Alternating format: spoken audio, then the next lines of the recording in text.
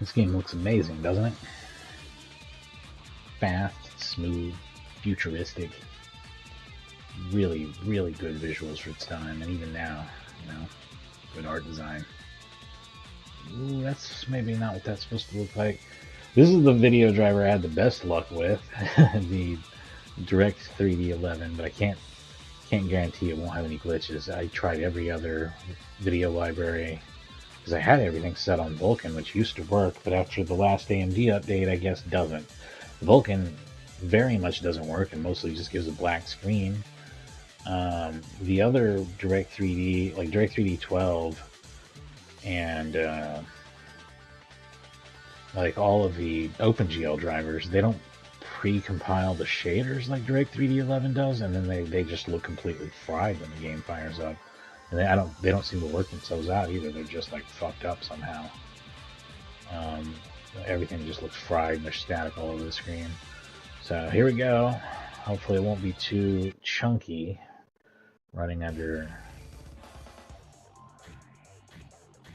Direct 3D 12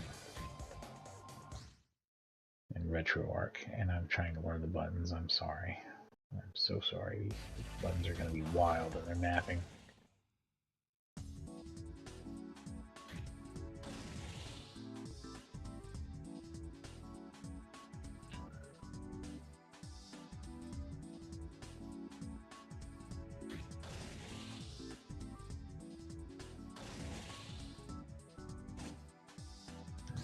If there's anything there. Let's screen mode.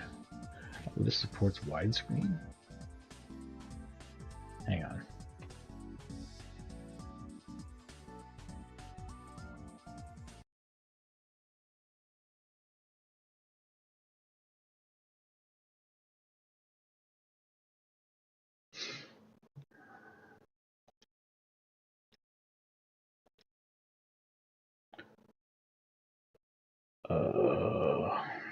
That worked better than I expected. Hang on.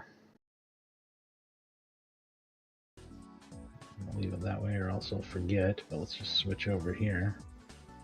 Okay, I guess we're playing at widescreen then. Here we go. This will be a little bit different presentation. Hopefully that's not a part of the screen that I need, that you need to see, I think, but we'll see. If I think it's distracting, I'll move my little face around and we'll find something that works for us. But yeah, I don't have any reason to not want to play a widescreen, do I? This is widescreen and progressive scan, but not upscaled. You may want to upscale it if you want really good visuals, but just kind of playing the original. Plus, I don't want to stress out my little box here. Options.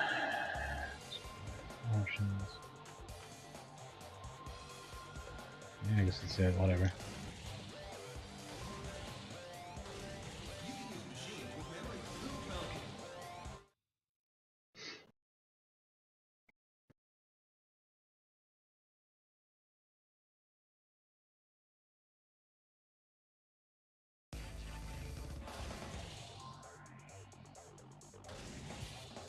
Oh yeah, I can get the balance options like in F-Zero X. I wonder if it's like an insane number of vehicles. It's probably way chopped down from 30. I really don't expect to see 30 fully polygon vehicles here. This seems like it would be crazy. It was crazy when they did it originally. Shit.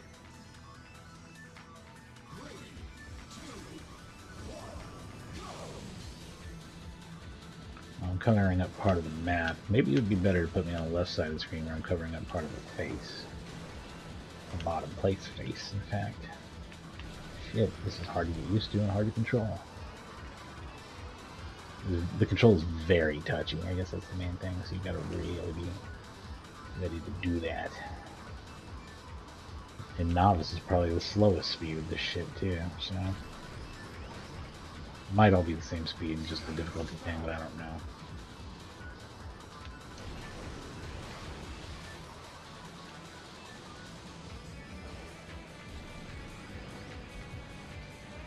How do you boost?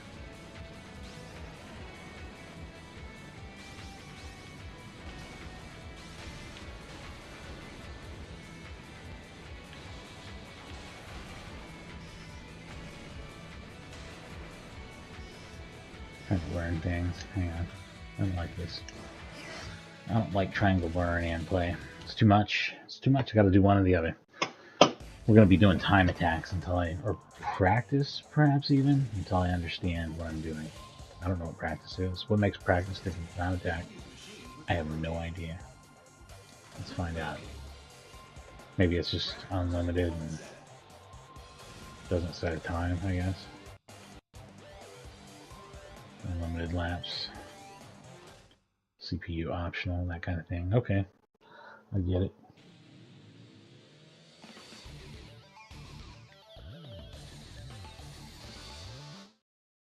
Said it was gonna move camera, never did. That's dumb. Here we go. Oh, I haven't had to do this in a minute.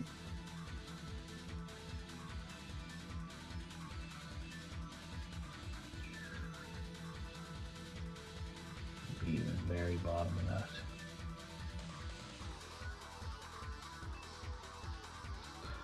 Drag the logo right along with it. Not quite where I want it. Not at all. There we go. Let's go to the left.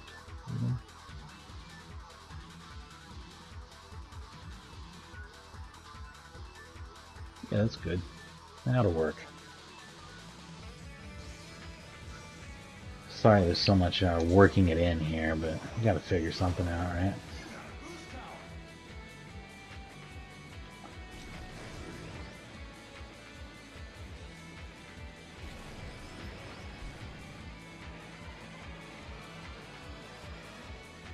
This game has such clean and good widescreen support. It's interesting.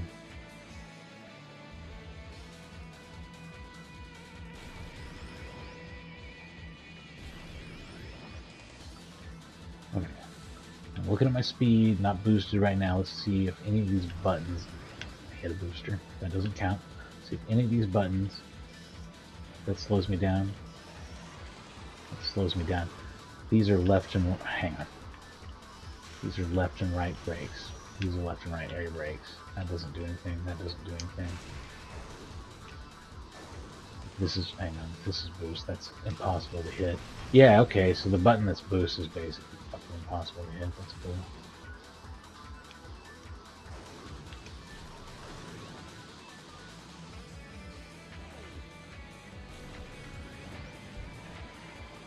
Keep fucking around. Hang on.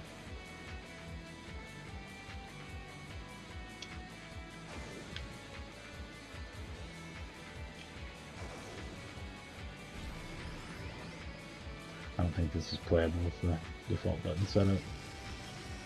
This is not playable with the default button setup because there's no way to hit square while you're holding circle. Like, that's just a terrible combination of shit. That's not gonna.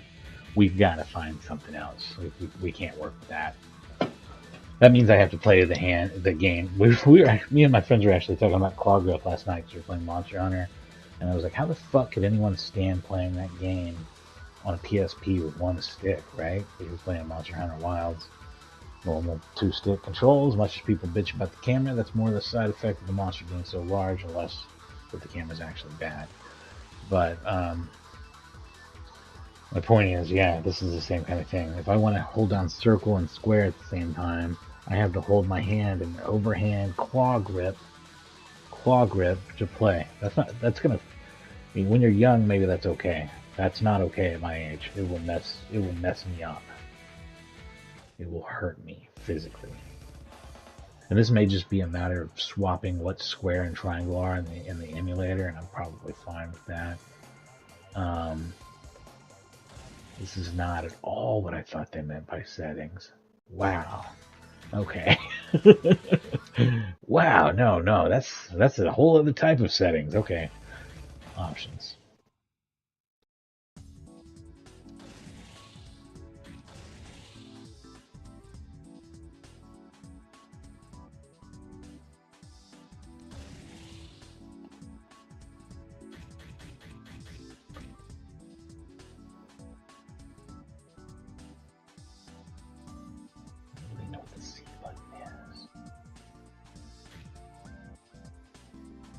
I absolutely see why that is the button. These are fucking sideways. What I would map anything, probably.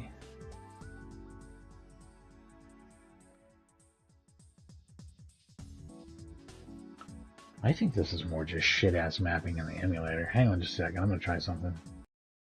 This seems real wrong to me. Like looking at a picture of because it has a picture of the GameCube controller on the screen, and I would never have mapped them these ways. I would have put A as X, whatever that fucking top button is, Y. That's square, right?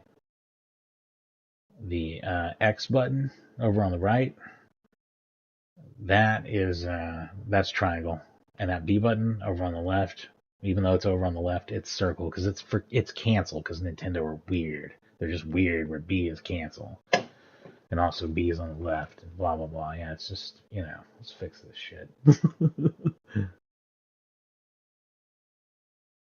So it's A is the big fat button in the middle, and it's gonna be X.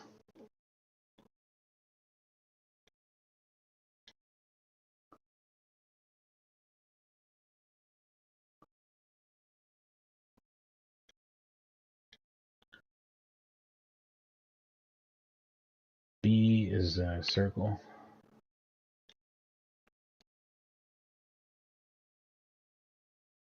That one at the top is Y. That's, square. And then the triangle is X, because X is that weird side button. Yep, that's right. That's exactly what I want.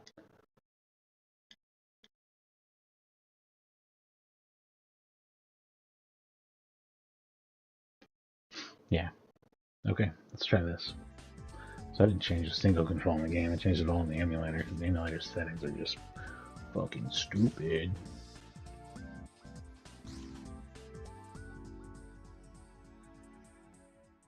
Especially for a racing game. It just doesn't make sense. And it's weird. Controller rumble I can't do because I didn't use DS for Windows, and I'm using RetroArch.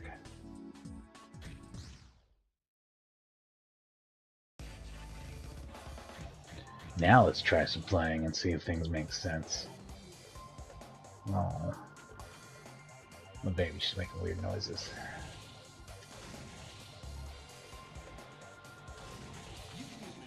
We'll do a full tongue attack. Captain Falcon.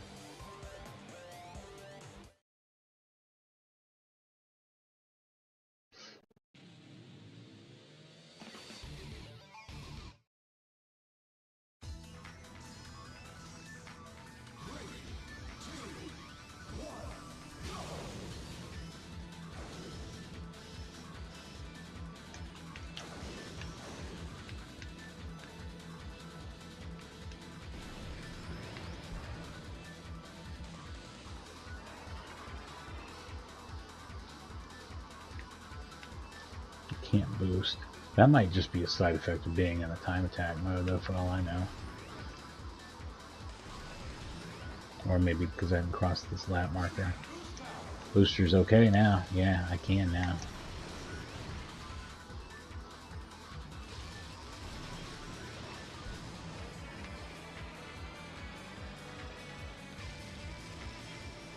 Oh, this is awesome.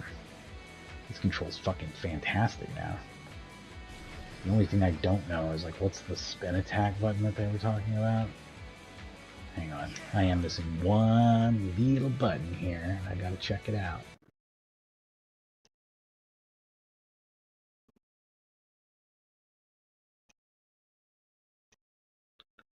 What button is Z? Z is R1. Okay. So I should be able to easily attack with Z. Of course. Why not?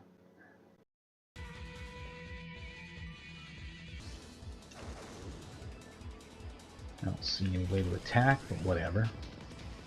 Maybe it's only during a certain circumstance. Yeah, there it goes. Now it's working.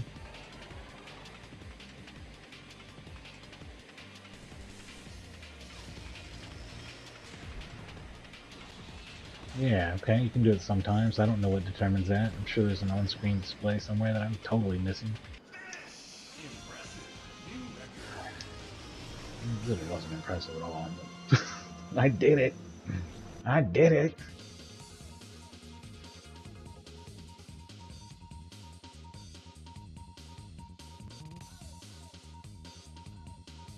Does Champions of Norath support widescreen? Because that's probably the next big game that I play. Probably gonna do some 16-bit action, maybe some arcade, whatever, shooter, whatever. After this, but I am gonna move on to Champions of Norath. I've decided after that. Great game. A bit buggy on real hardware, so that would be a fucking frustrating mess. So I probably won't be able to get it through on PCSX too, but we'll see. Hopefully it doesn't have a bunch of crazy problems. I remember back in the day it didn't work right because the screen was split in half or something. But I don't think anything like that's an issue anymore. Probably something else is an issue. That's the way things work. Yeah, it did have a previous time on here. Interesting. I guess I've tested this a little bit. I mean, barely. Now that we vaguely understand how it's played, let's crudely attempt to play the Grand Prix on Novice.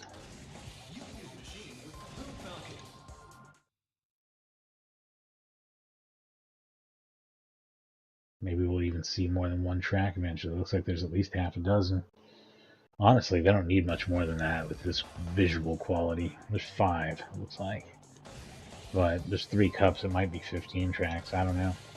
I'm guessing that there's 5 environments and 15 tracks.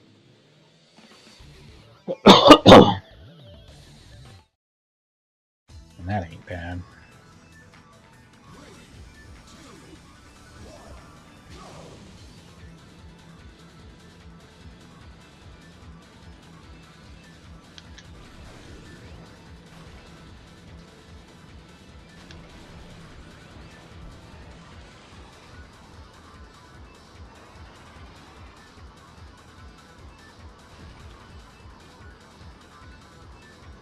This is the shit. This game's awesome. And there really are 30 cars in here. Holy shit.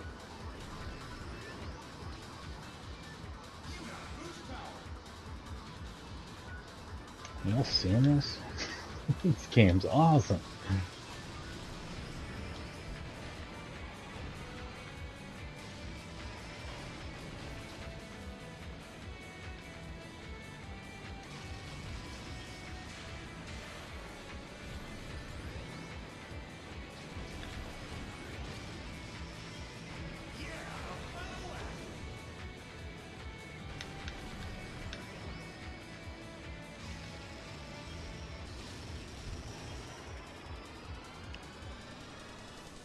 Probably use way more boost than I am using. I probably should use.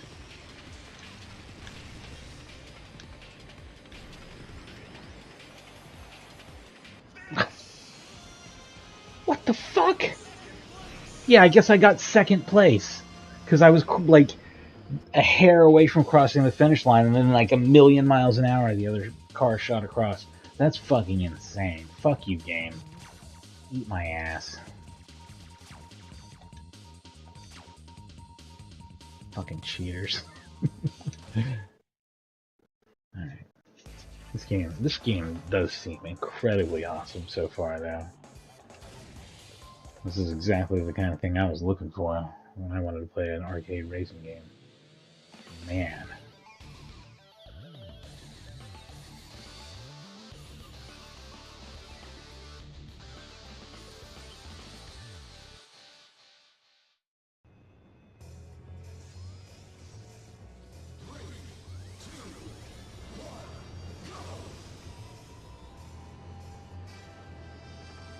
Even with a spin attack, I still don't really consider this a combat racing game, so it's not like Wipeout, which, you know, I've pointed out that Wipeout actually probably has more in common with Mario Kart than this game.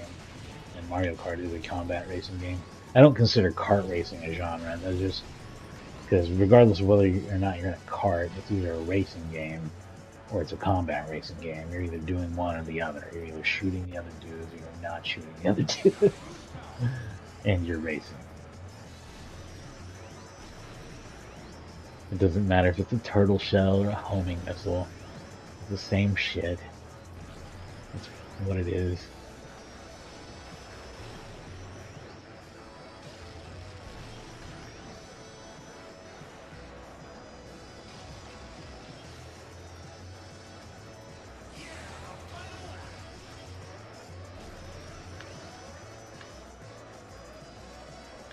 Oh, I'm hurt real bad. Don't do this. Don't play like me.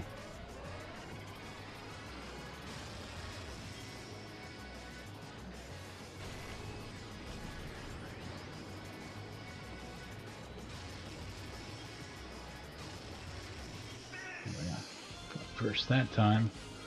This track also looks very cool and very futuristic. I think I'm gonna say that every time, probably.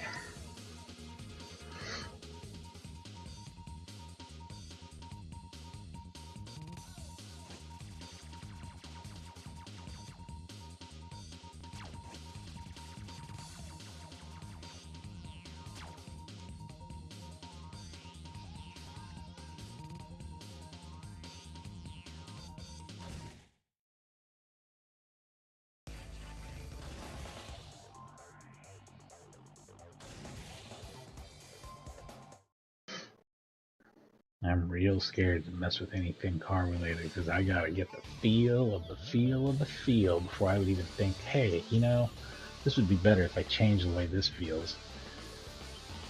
But yeah, this is a very touchy, sensitive game. Plays well with the DualShock 4 though. Maybe not as well as the original GameCube controller, which I think has a very broad base and is a very good analog stick.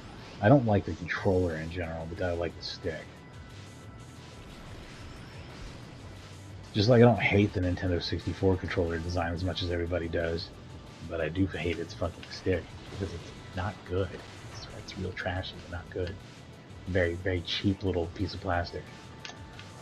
One of the most poorly designed sticks. Actually, really striking to like handle and hold and use a Nintendo 64 stick and then use a DualShock 1 from the same era. It's like, oh wow, this feels like it's a premium controller. It probably costs like $60 or whatever. And the other one's like, oh, this feels like a cheap knockoff toy made by a third party. It's like the $20 controller that you make your cousin use when he comes over.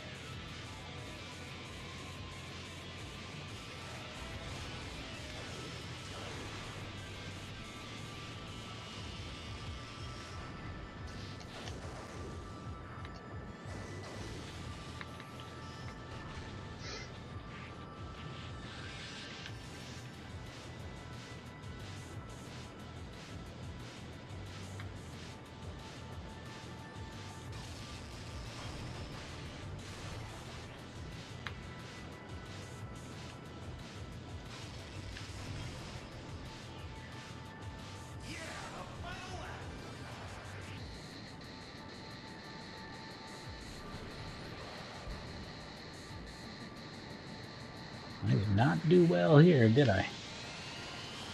Maybe I can make it up in the end here.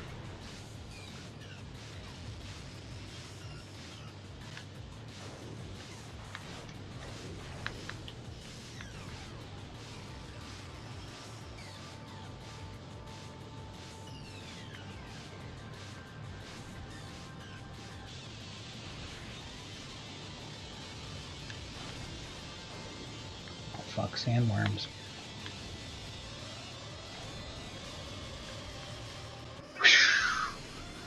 That's like the balls to the wall way to win. Like where you fucking push it to the red line very last second.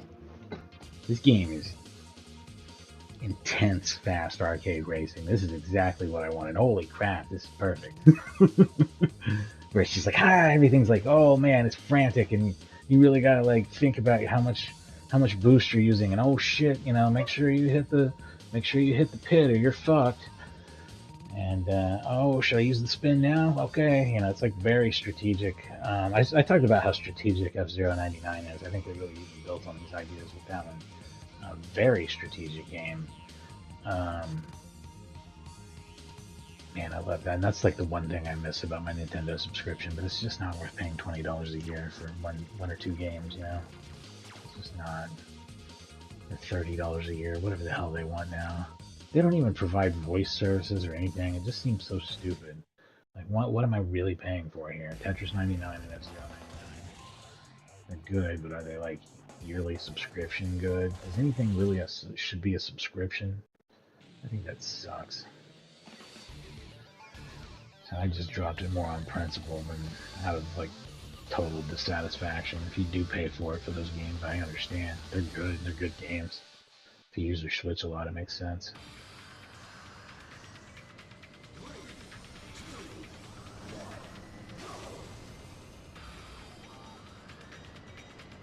Oh, this one looks like it might have fried visuals a little bit. Maybe, maybe not. Maybe that's the way those textures are supposed to look. Kind of had my doubts, but it's good enough that I can play it either way. If that's the worst graphics glitches we're getting, that's not too bad. I'm not even convinced it's a glitch now.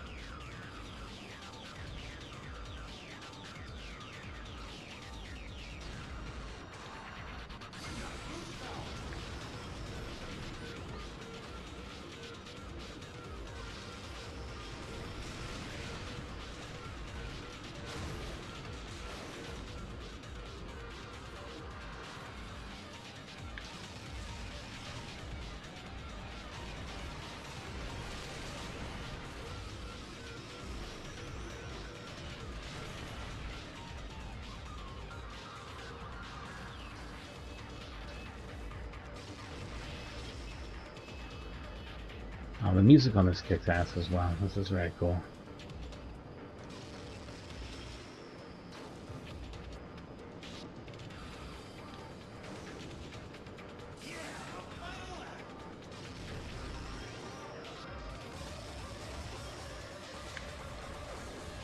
Oh, I've almost pushed myself to the breaking point, so that's not good. Probably got to be real careful from this point.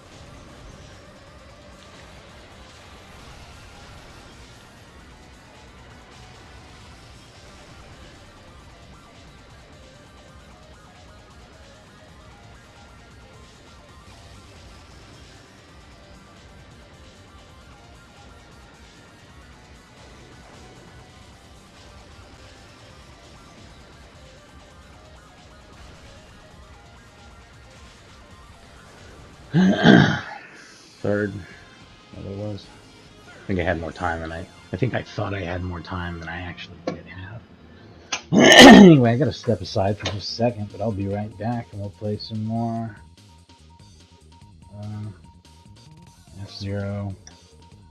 Is it gonna stay on the screen? As long as it doesn't move on without me, I think everything's cool. I'll be right back.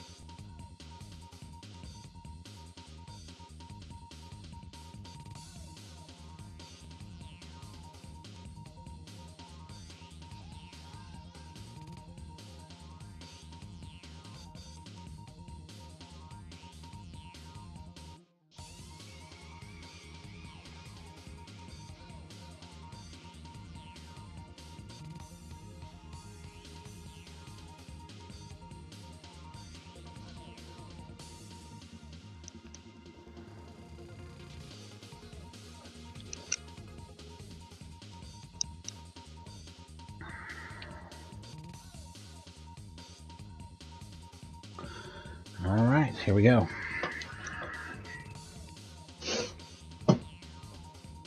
So I got food, but I'm gonna probably play for like, because I just started 20 or 30 minutes ago here.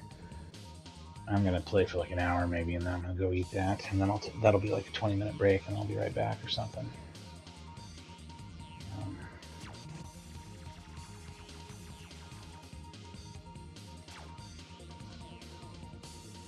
Let's at least finish this Grand Prix and at least one more, maybe all three of them. However long that takes. And however shitty I do or don't, I'm not going to worry about all that. This is really fun either way. I'm just going to, this is my first run through, just kind of giving it a feel. Very cool. Man, these levels look cool. Why don't they bring this shit back? Is this how they're going to convince me that I need the Switch 2? It's just this with like even way better graphics, just as smooth and fast. Online multiplayer, 30 players or more.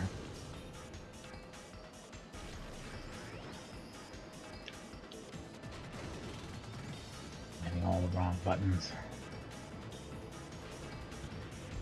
Gotta get the feel of it again. The feel of it is that I'm losing badly.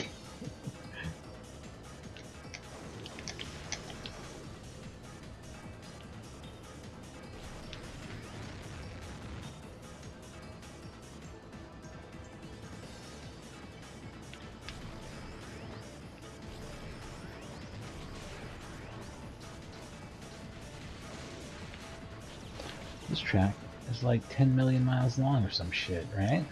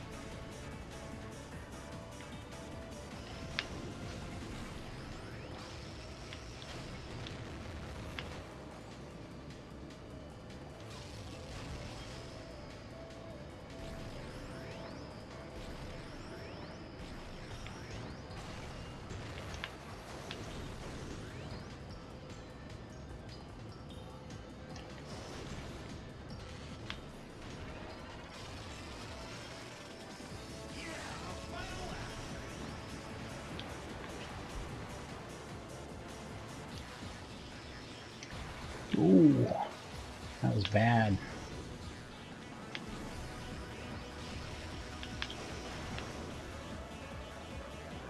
Now we're in dangerous territory. Gonna play it super chill until I can get my health again, which is right here. Got most of it. Let's see if I can play smart here.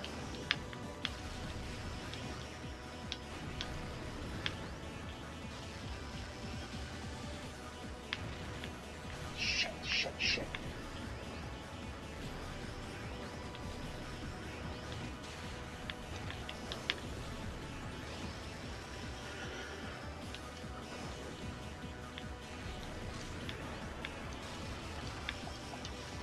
Damn it.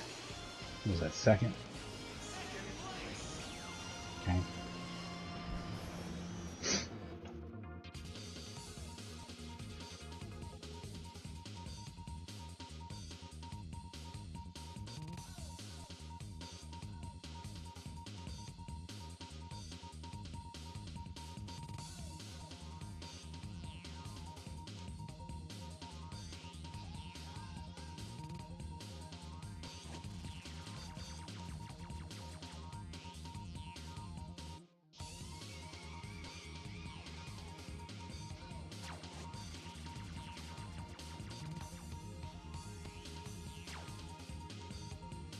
So I win the tournament, or is there still another race?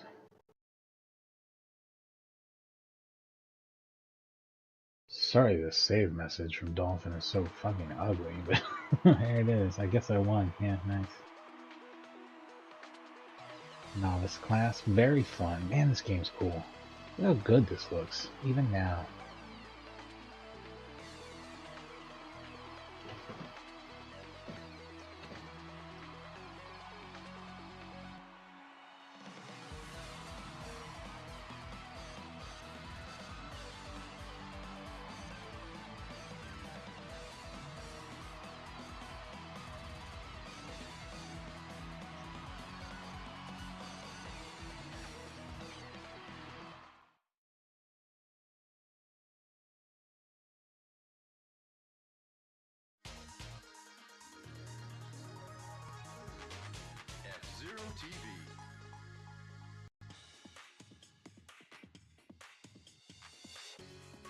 From the special F-Zero GP venue, we're broadcasting an interview with the Grand Prix champion. Okay then, I'd like to ask you something.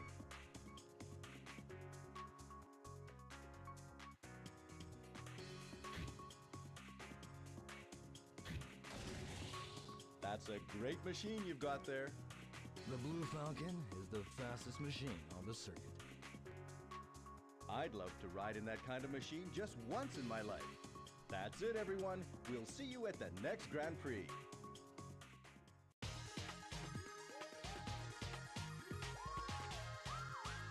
F-Zero TV. Thanks for playing.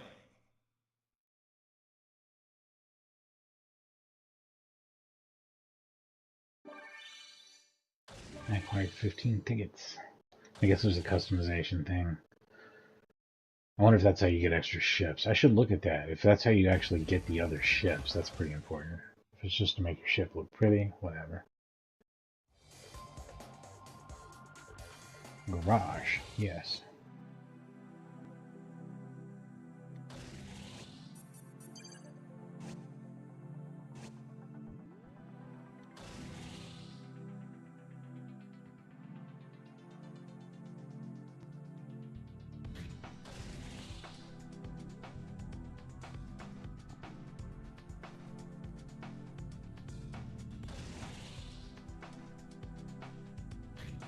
Like, what does this do exactly? I don't understand.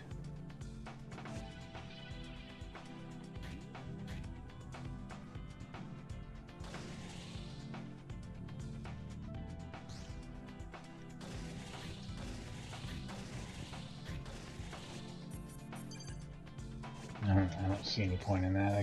I guess that's you put the... Oh, okay, I get it. You can only customize a few ships because of memory limitations.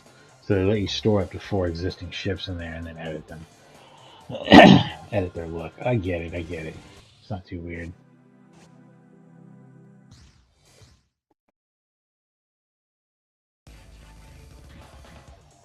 Oh, there's a story mode. Man, oh man. There's a lot to look at here.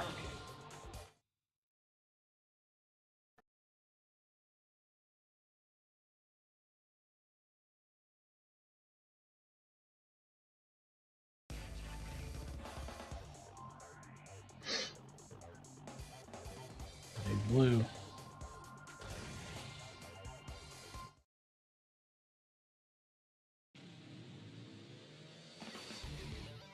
Oh, holy shit, that's cool looking.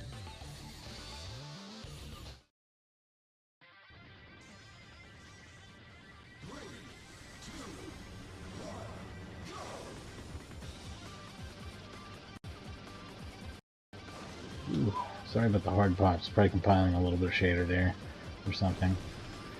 That's one of those things you get at the beginning of anything on Dolphin, it feels like, and then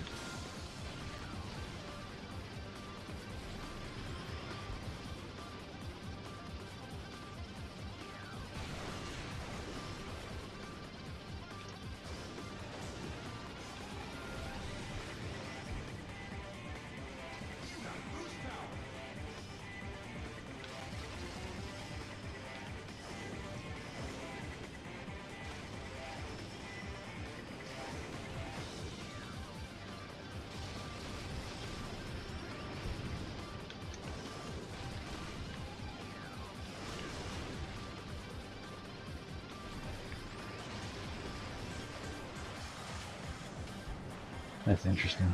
I bounced off one of those railings. Those have real physics and affect the way your outcome is there, kind of. No, I don't necessarily know in a bad way. It is more air. It may slow you down a bit, though. I don't know.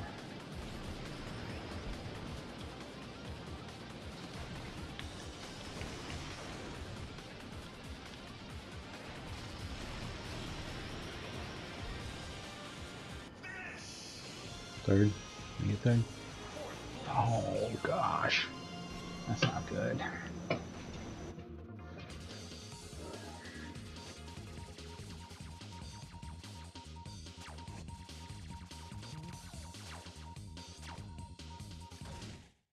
Shit, I might play this all day. If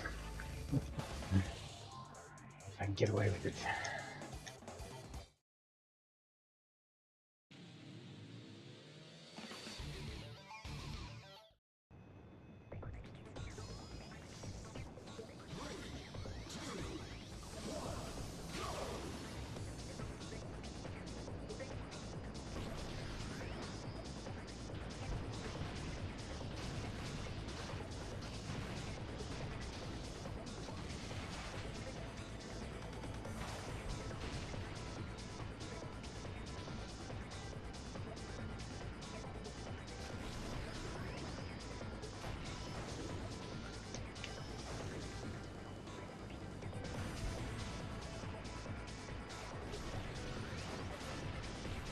Shit.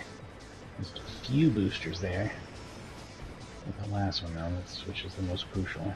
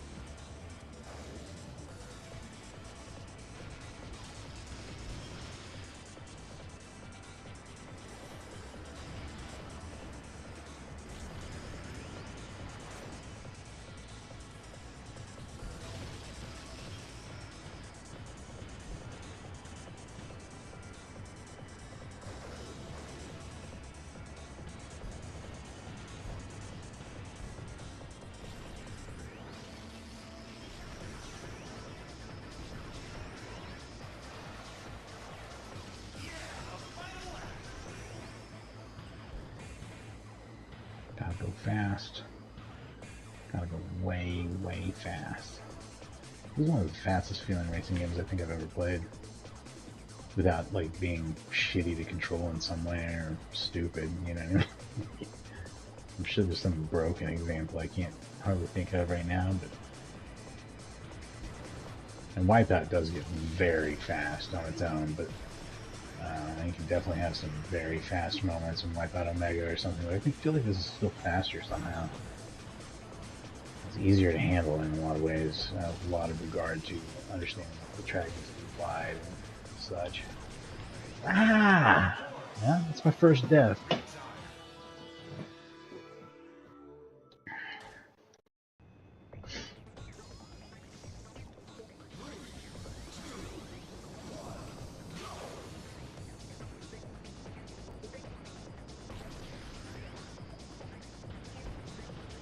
Yeah, I was gonna say, this is really designed a lot like F-Zero X, though. Like they really just wanted to do a cooler F-Zero X. And they somehow did. I wonder why they got rid of the tubular parts. I don't know if I liked those anyway, but they were interesting.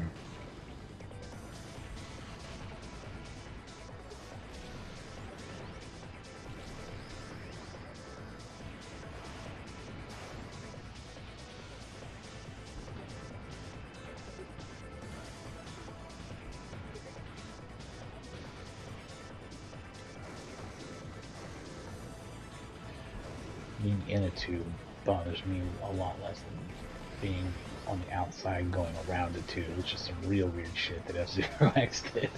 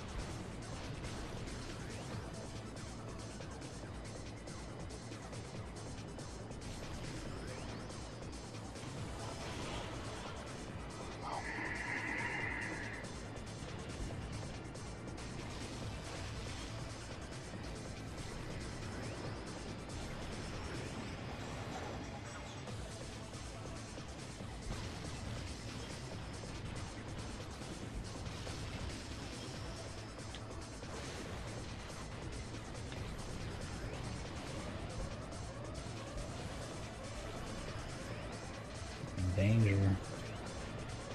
Danger.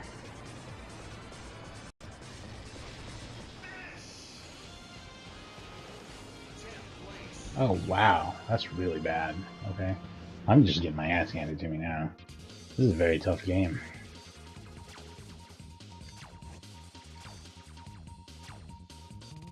Alright.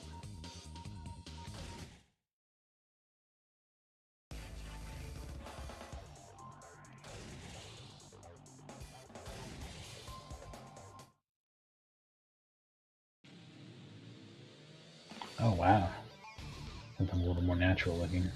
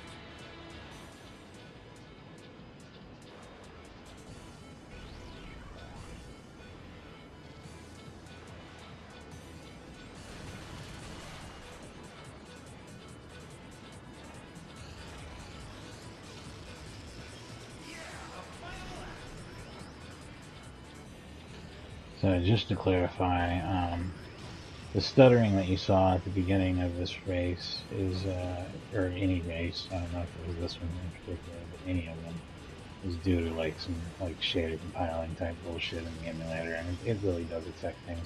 After that though, it's silky smooth. Like if I had input delay or something, this game would be miserable, but I don't. And the only reason why I've done poorly is because I fucking suck at it. I just want to be totally clear on that. This is 100% me and really not my hardware, as much as I would like to blame it. or software setup. It's all really good except for the way Dolphin itself works, which is a little crunchy with this video driver, and I can't get any of the other ones to work. Like I said, I was mostly getting a black screen with Dolphin and tons of static with everything except for DirectX 11. So that's where we're at. That bumped me back up into 5th place or something. Oh, 2nd. Nice. Okay. As long as the spread's really varied on each race, you can sometimes pull off doing absolute shit in like a race or two. Sometimes, not always. It really depends on, again, like where the pack lands itself around you and how you really can't go. Definitely can't fuck up more than a couple of them, really. You gotta get some good ones in there too. This one looks like it might have external pipe to race on. Holy shit! If it does, that's gonna be.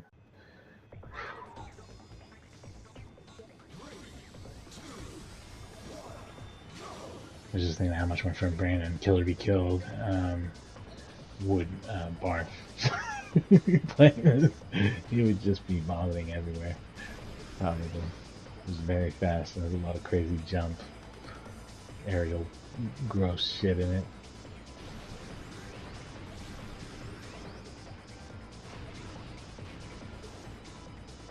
Speaking of him, we're going to be streaming the next season of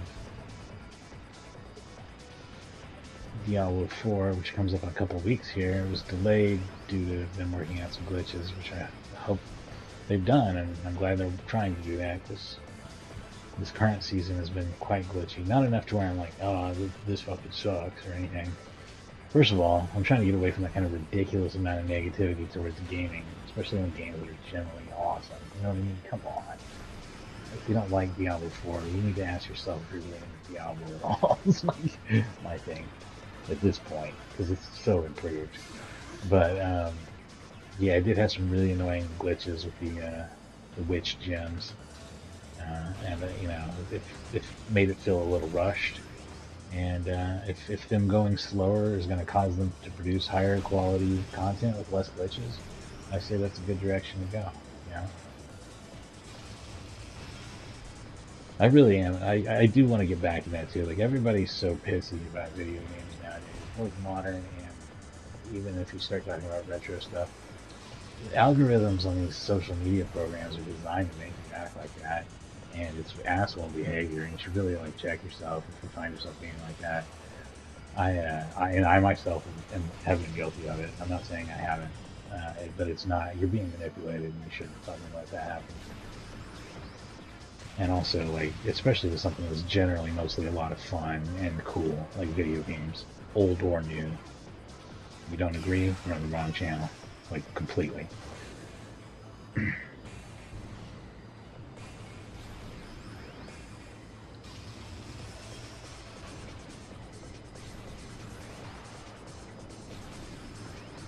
Now I'm going to be going back and forth between this and Outrun 2006 as being the most righteous of all classic arcade style racing games. Outrun 2006 Coast to Coast is also just absolutely the coolest shit ever. This beat it by a good 3 years though. This probably came out around maybe just about a year before Outrun 2, which Outrun 2006 is based on. Very cool either way. Oh, I'm very hurt. Now I'm not at all. Fun how that works. Did I get second? I sure did. Nice. See, you gotta get some good ones in there. That's the main thing. Is that second or first? Let's see. Overall. If the deck got shuffled, yep. If the deck got shuffled, I got first, and they got shuffled hard. Just look at the point spread. Whoever got first last time fucked up in this race. You know who benefited from that? Me.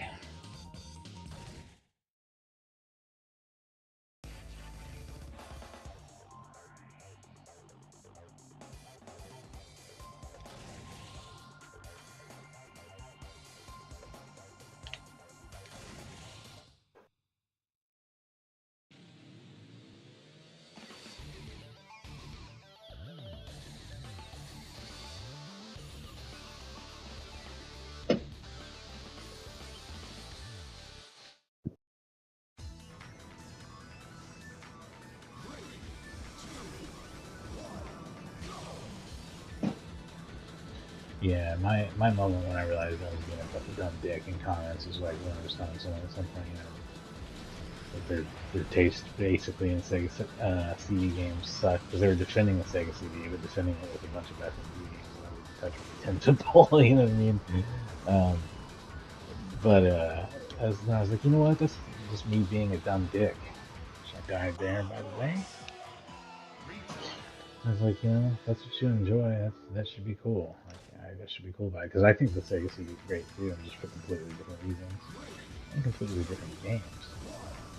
It has a lot of non-FMV stuff that's actually good and worth looking at. Hell, maybe I want to play a Sega CD game next. Maybe I'm gonna play Berry Arm Android Assault. I've really thought about doing that one anyway. It's a good shooter. I mean, I just did a bunch of Thunder Force games, and that is Thunder Force adjacent. They know what they're borrowing from. That's fine. Oh no. This is a really stupidly hard track, by the way. If I have a limited number of lives and this ruins it, I'm gonna be pissed. Like, this feels like a scam to play all the way to the end of the series and then have like a trick map where you're gonna die a whole bunch. So I just hope that it appears as though it's unlimited credits, and that makes it a lot less awful because it's just gonna be a matter of learning it or whatever. But I also don't want to do one track 10 million times more than I've done any others.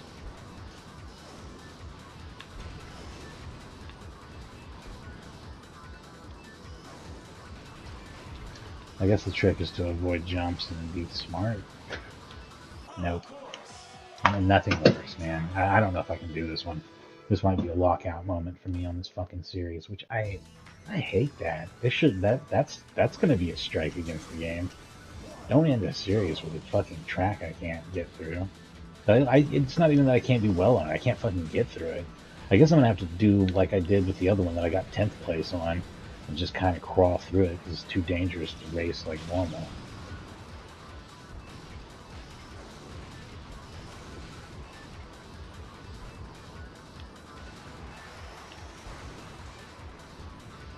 Was I able to fix that? I hope so.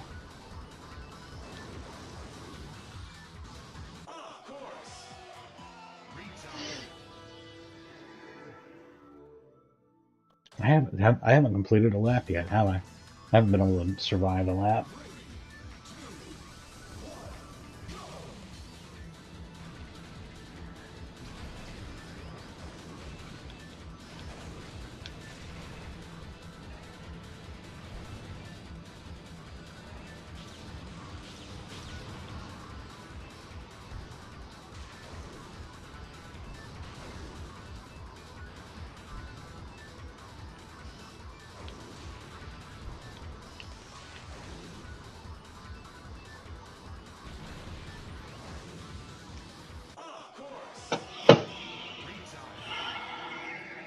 God, I was having so much fun until I got to this track. Alright. It's not just that it's hard, it's like hard because of stupid shit and I can't finish it. Oh, and it ruined my whole series. So that's awesome. That's gonna make me take a break. I was about to say that this is almost like an actual 10 out of 10 arcade racing game like I in 2006, but just they have shitty tracks that are too fast where you can fall off over and over, and then you lose all your lives. Yeah. Whatever. I'll be back. It's not terrible or anything, but man, that knocks it down a notch in my book. I'm gonna go eat some food and I'll be back soon. Ish.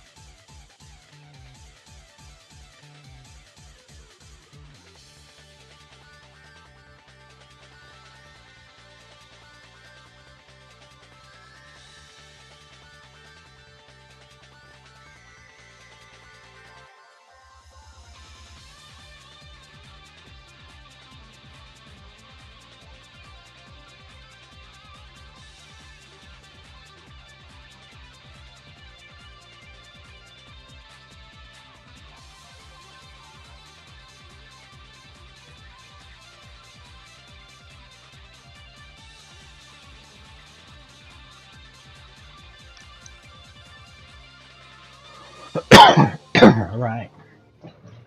So when I last stepped away, I was very frustrated by the fact that you can fall into holes and die over and over again. Don't know if that's going to be a big problem or a small problem in the long run. Not why I was gone so long. I was gone so long because I was eating food, but now I've ate. I'm ready to try the story mode to see what that's all about. I'm curious. This is probably only useful for multiplayer. This is all, you know, just time attack, which is great. Practice, which is also great. Plays, customize function, pilot profile. Pilot profile will just give you like a bunch of background on like Captain Falcon and shit. Word, it does.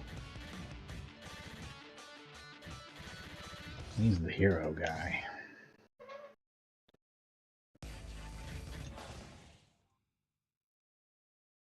Does each character have their own story? Because if they do, that's incredible. I doubt that's true though.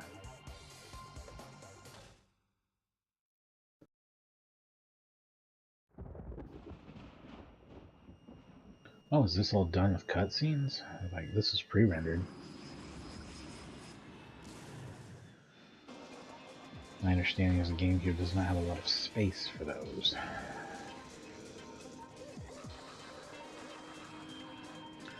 Quality on this okay, though. I think it's just scaled a lot, so it's, resolution's pretty low.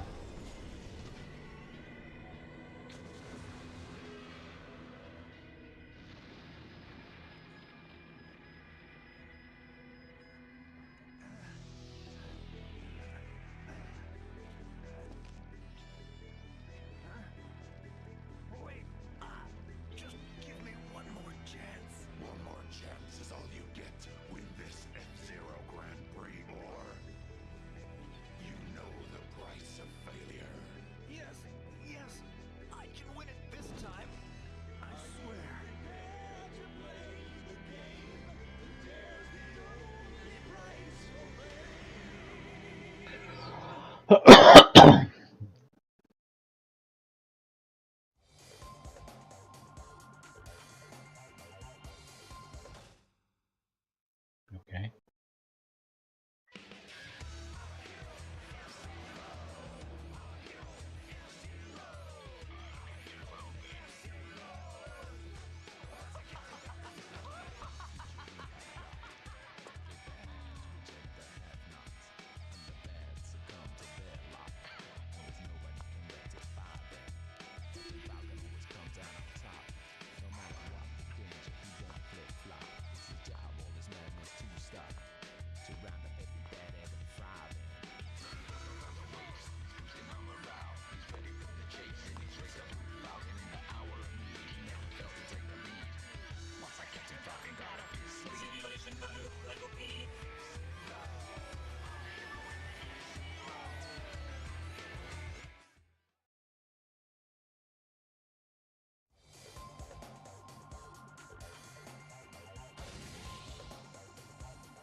Eighty capsules in 80 seconds.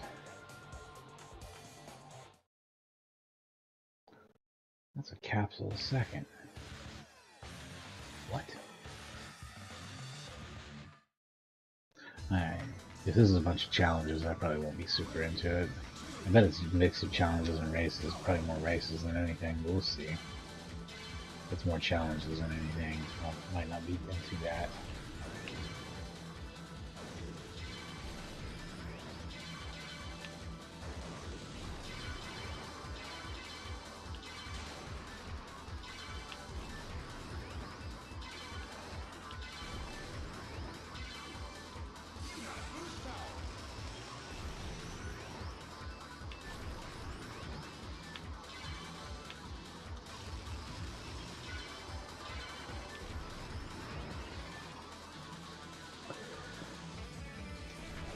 You know, 25 capsules. Okay, I see.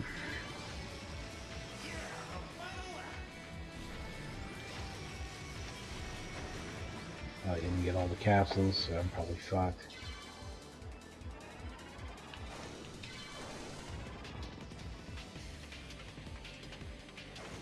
Need 2 more. And there's 0 more left. Yeah, of course. I didn't even get this though. Doesn't seem too bad.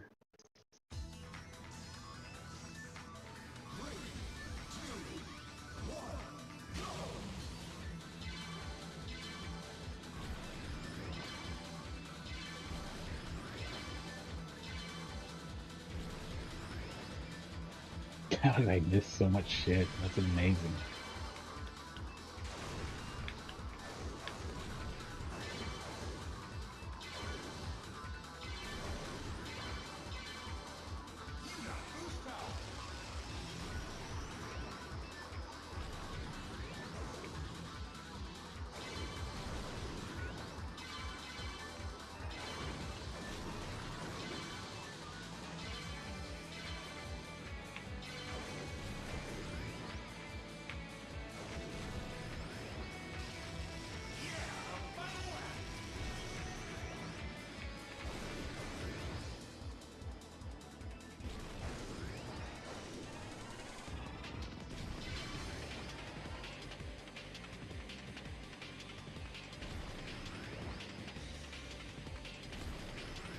Fuck, I don't even know where the ones were that I missed.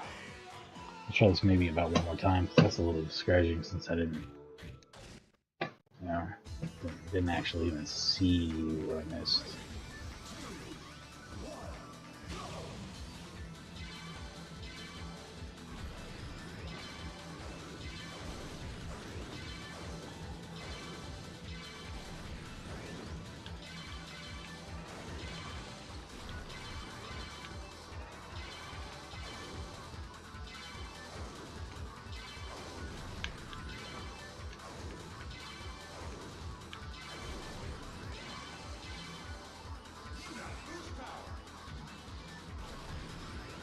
Four that I missed. Where are they? There's two. Got him. And who's the other two? Okay, there we go. Now I can just fucking boost through this madman.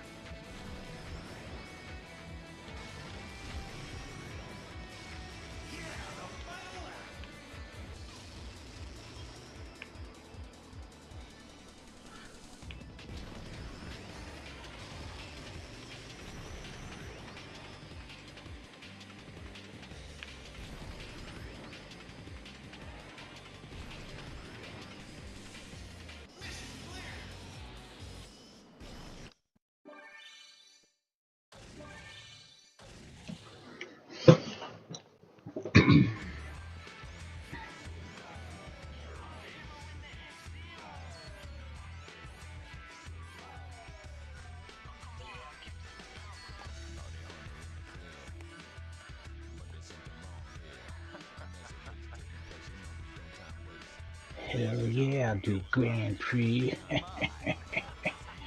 Yeah.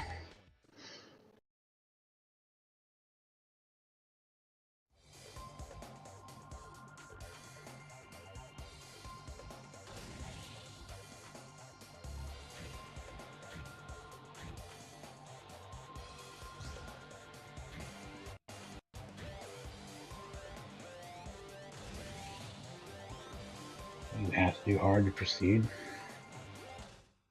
Yikes.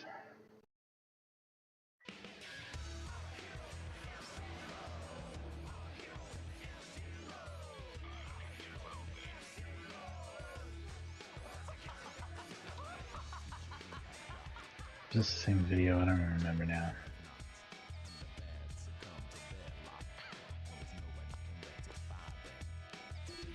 Yeah, probably. Yeah.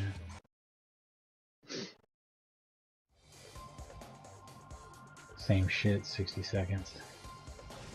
25 capsules. Oh, let's see. It just says all the capsules.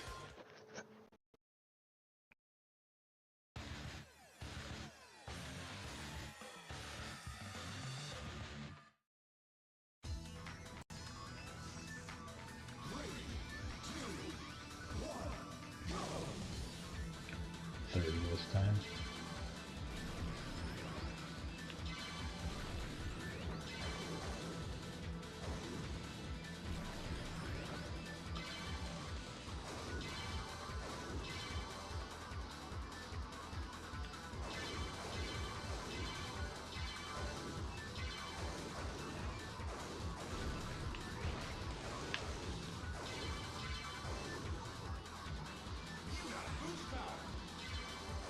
I won't be using that in like fucking forever. I'm gonna hit most of the boost pads. Probably gonna run out of time. I hate this.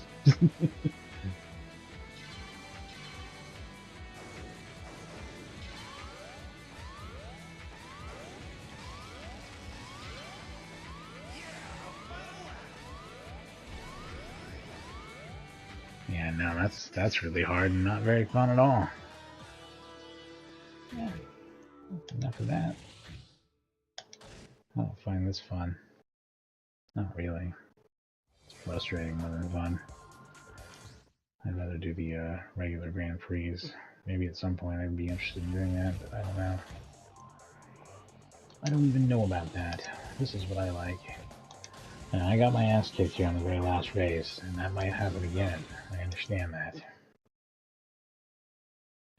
One thing I might try is if I'm launching off the edge and I'm obviously screwed, try the retry option, see if that also costs a credit. I have no idea if it does.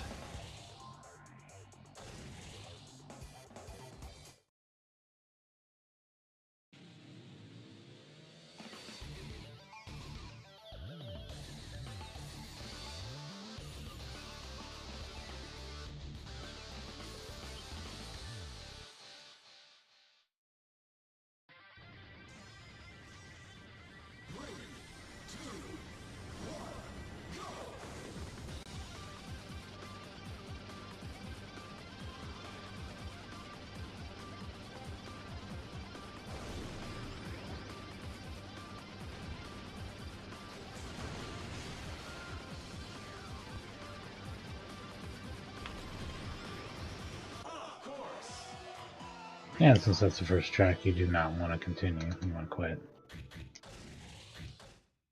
Since they limit your number of credits. And I don't necessarily think that's a per race thing. I think it's probably over. I don't know. You know, I'm pulling this out of my ass because they couldn't do us a solid by showing it anywhere at all on the screen at all. I don't see. Where the fuck is there any kind of indication of how many lives I have left? Does anyone see that anywhere? Like, look all over the screen. Let's look all over the screen together.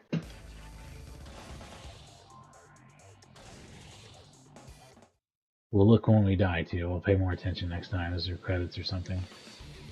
Let's look all over the screen right here. Happy energy time. No. Is it the star 5 down at the bottom? I bet it is. You know what? If I die this time, I will continue, and then we'll see if it's star 4, and we'll see if it's star 4 on the next track. If it goes back to star 5, and we get 5 per track. I'm curious. I'd like to know.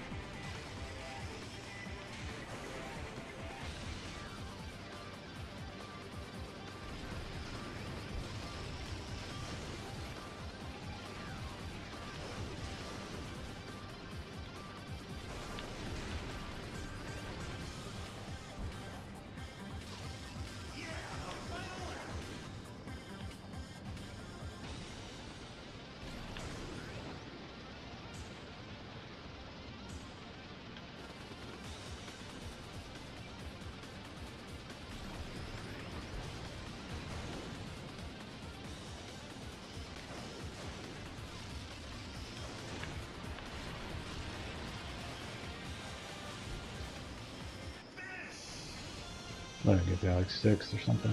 9. Goddamn. Whatever. Just gonna take what I get. This is how good I am or am not really actually at this game. I've never played it before, but man, it's very challenging. It's a very, very hard game. The first set of courses is quite easy. I mean, I got the first time I did it, so that was no big deal.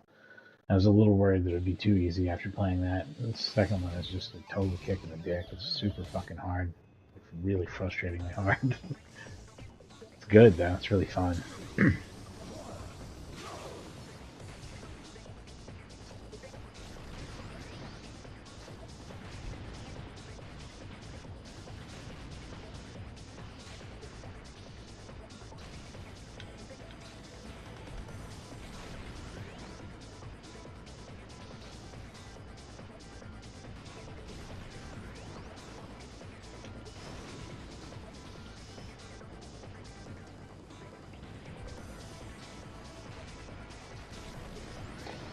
I will say that the GameCube did absolutely get robbed on not receiving a version of Outrun coast to coast. That's unfair for them. And for the world, since that would be like one of the most easily emulated, best looking versions.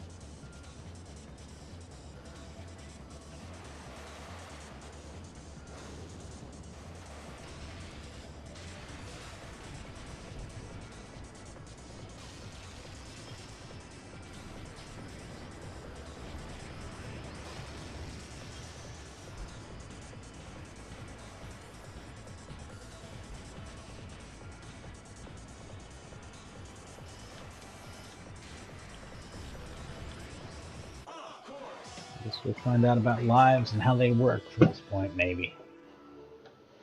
Maybe.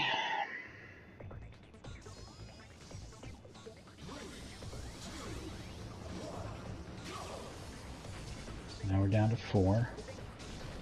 See if we get it back after this level or if it's just gone.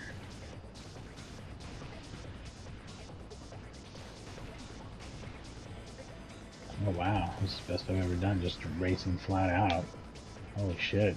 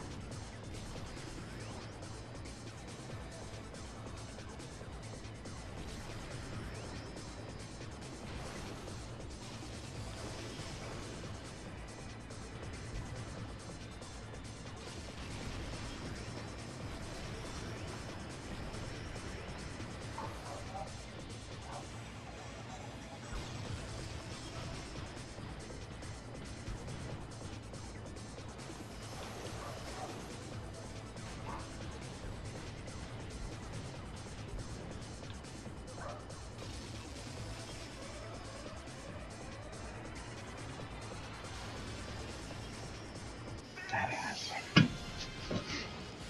That's how you cinch it.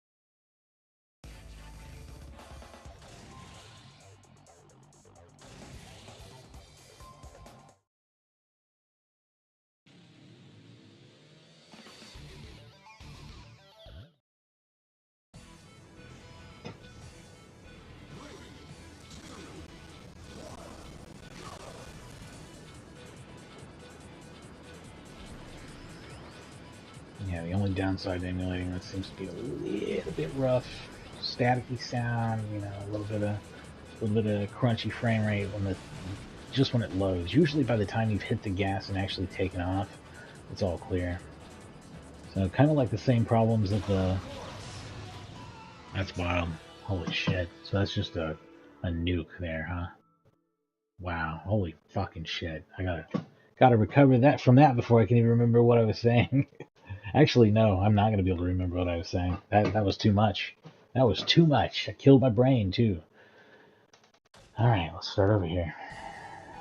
Oh, and they don't give you those lives back. You're just screwed when that happens. So yeah, this is a very hard game for me, but it's fun.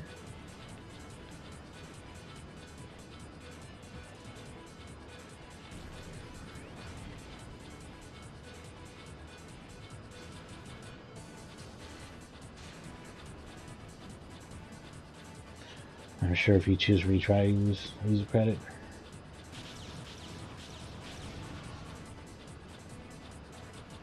At least one person died.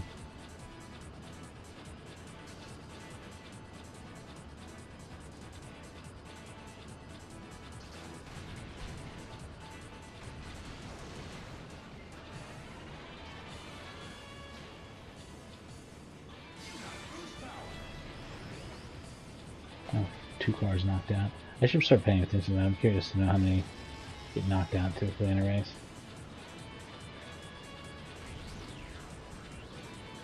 These are big races with lots of cars and lots of very dangerous stuff in them.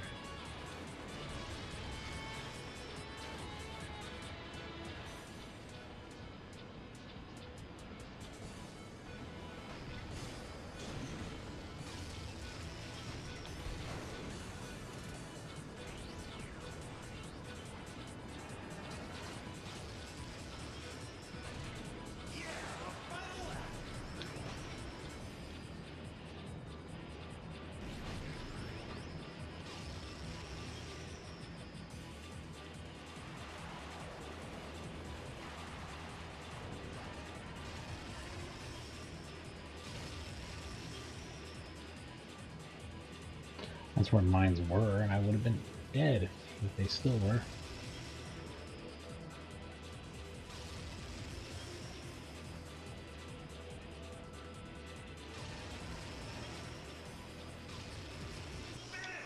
Nice.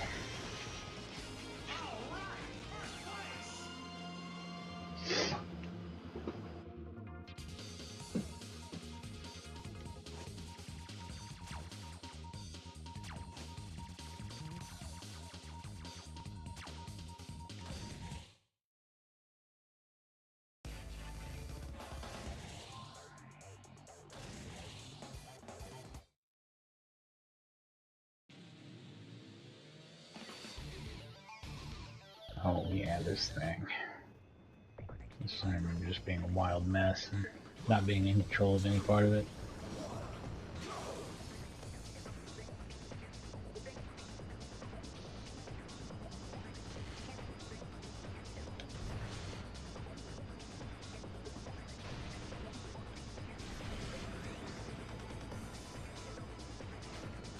Yeah, I'm missing those boosts by like a million miles.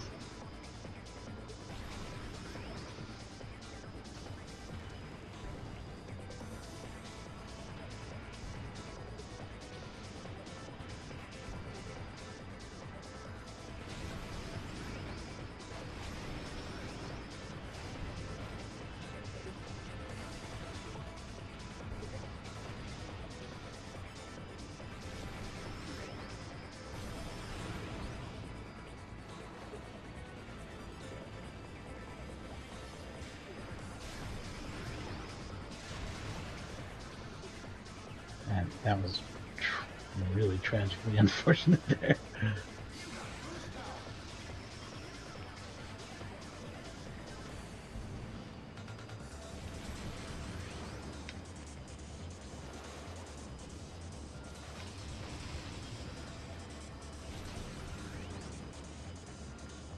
Man, I'm really going out of my way to dodge those, huh?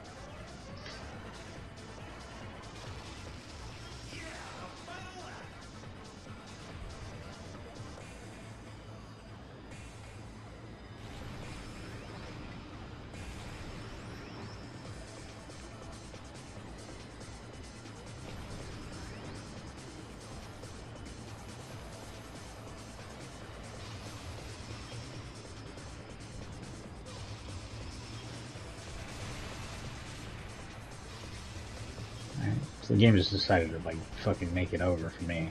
Just ruin everything. It's super cool. I don't think that's recoverable.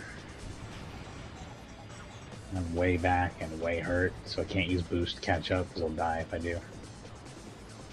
So I'm just kind of, they just kind of fucked me out of everything all at once.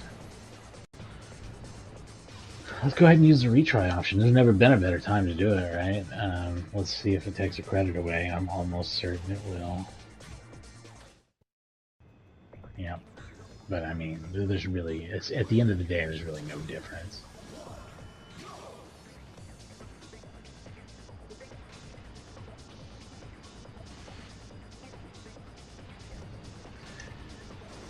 In fact, this is just out of hand difficult. Like, I mean, it doesn't matter if I start over or don't or whatever. I'm not going to beat anything or get a new place or anything like that. Is there a difficulty option? I mean, I'm just really bad at it, I guess. But is there like a way I can turn it down to like easy or like a kids mode or anything for babies? No? There's not at all? Oh, the only option, it's that novice selection at the beginning. So I actually am on the easiest of the 3 difficulties. Yeah, this is just shitting all over me. Let's try a different vehicle. Good game, but man, it's just, I'm not good at it. I'm bad at it.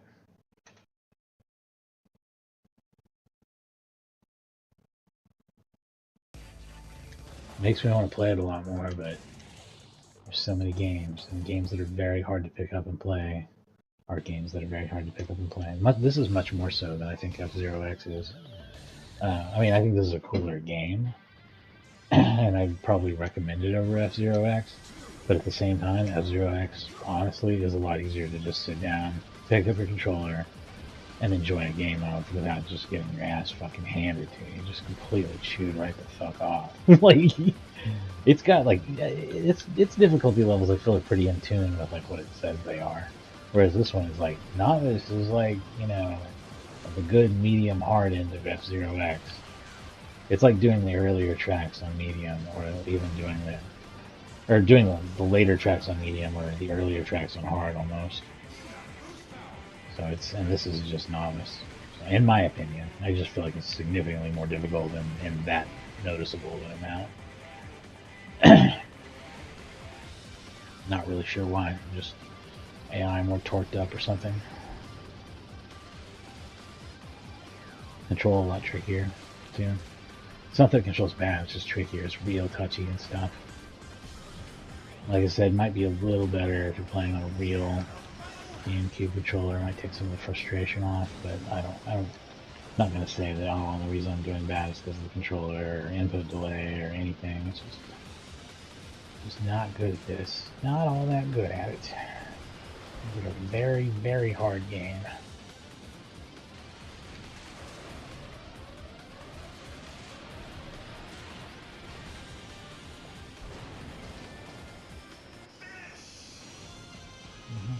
I get like 18th place, 16th place. Nice. I mean, yeah, I feel like I need to turn it down like 2 more notches from novice to be able to play this almost. Like to be able to play it and like win all the time. For fun, for it to be fun, I would need it to be like 1 notch lower than this. I mean more fun. Like it's a fun game. It's just, it would be a lot more fun if I wasn't just completely eating ass on it. Like I was like struggling and sometimes got first and not always, but you know, 4 times out of 5 I'm getting a top 3 finish. Like that's where you want the difficulty to be. That would probably feel pretty good. This is brutally kicking my ass, and I'm not even getting in the teens. You know what I mean? Like, this is just crazy, crazy fucking hard. This also, I don't think I can continue with this ship. Like the control on this one sucks. Captain Falcon feels pretty good, but this thing, it does not. It's like it like stops and turns. And I'm not talking about when I'm hitting the air brake. I mean like the regular turn makes it slow down real bad and like turn a whole lot. It has a really gross feel to it. I don't want to use it anymore. Let's try Wild Goose. Yeah, I absolutely hated the way that yellow one felt.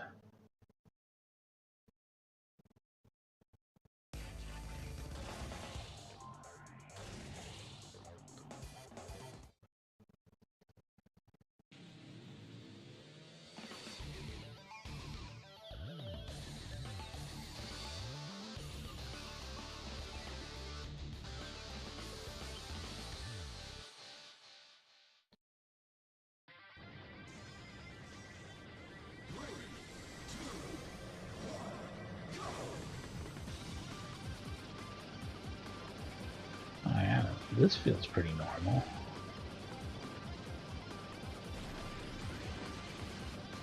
This is much more like Captain Falcon and pretty cool. Yeah, that yellow one's... Yes.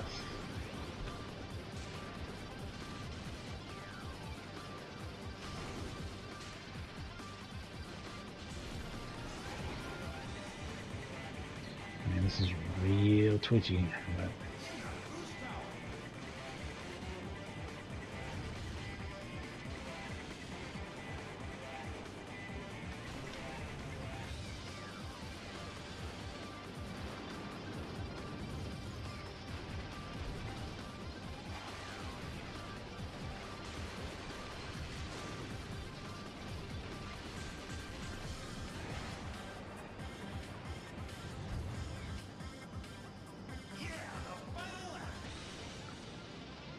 Yeah, I'm not really sure what's going on here with this one.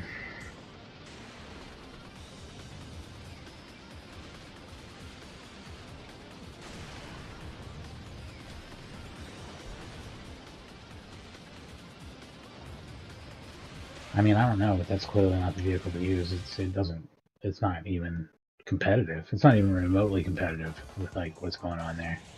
I think I'm probably going to end up going back to Captain Falcon. So I kind of hate all four of the starting vehicles, and the only or I don't hate all four of them, but the other three options besides Captain Falcon suck. Is that going to be the case?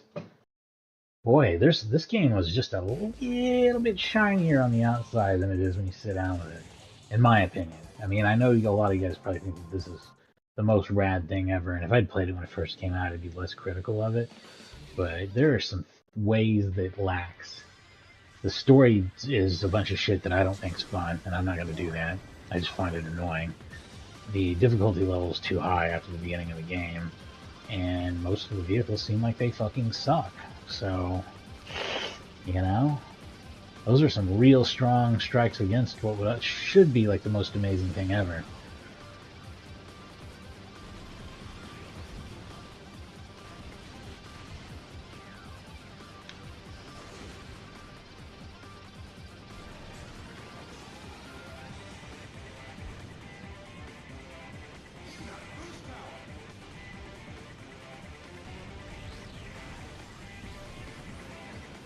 This one sure as shit seems a lot better than that last one.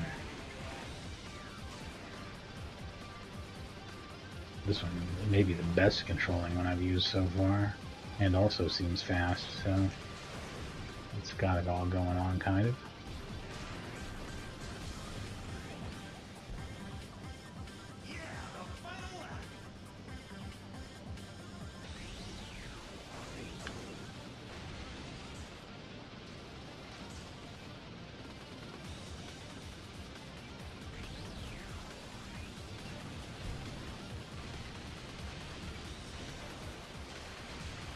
Like, that part seems unplayable. There's not... The controls aren't... I don't know. That part seems like a mess. Like, that's not very good. That did even worse than the one I got 16th in. Looks like we're back to Captain Falcon. Looks like all the vehicles except for Captain Falcon are shit, so... Man, oof, man. I wanted to sing the praises of this when I came into this with a really positive attitude. Really liked the way it looked. And I'm not saying it's a bad game or anything, but it's like, oh, chopping a point off of its score for that, because that's a pretty serious problem. And then it's like, I play it for a little while, and it's like, oof, that's another pretty serious problem. Probably going to take a whole point off this game's score for it. And we're getting down to where this is a more average good game than like a mind-blowingly awesome game. I don't know. Difficulty's too high for it to be a whole lot of fun for me. Content's a lot more scarce than this gigantic menu would lead you to believe. Story mode's not fun. Characters who aren't Captain Falcon control like shit. Everything else is locked behind unplayable difficulty for me. So that's how I feel about F-Zero GX so far. Really intense action when you're racing though. Good stuff. So it's feeling like a 7. I don't know. Maybe somewhere in that 6-7 range. Not the best game in its series. F-Zero X is, I mean, just Just having spent a little bit of time with both of them, I feel like F-Zero X is a lot more fun than this. Like, the more time I'm spending with this, the less I'm liking it, which is the opposite of how I felt about that game. I don't know. We'll do Sapphire Cup again with Blue Falcon, then we'll do the other one with Blue Falcon, and if I'm not, like, more blown away by this, and like, it doesn't start getting more fun, now I'm just gonna leave it at that. I mean, it's not terrible. But goddamn, you know, it'd be cool if I could, like, get through the races. And the limited lives thing is, like, the biggest mistake they made. I know the old games had it, but the old games weren't this goddamn hard either. I mean, they weren't. That's just the flat out truth of it. They just aren't nearly as hard of games as this. So the limited life thing doesn't work anymore here. I would probably die like 10 or 20 times on that last track of the second section there. Literally, like the first time I play it, I'm gonna die like 10 or 20 times in a row. So, and you know, by the time I get there, I have like 3 lives. That's not, no, like, that's not gonna work. That doesn't even give me an opportunity to practice it. I mean, I guess there's a practice menu, but goddamn, I don't want to sit there and grind just to be able to play your fucking arcade racer. Come on, man.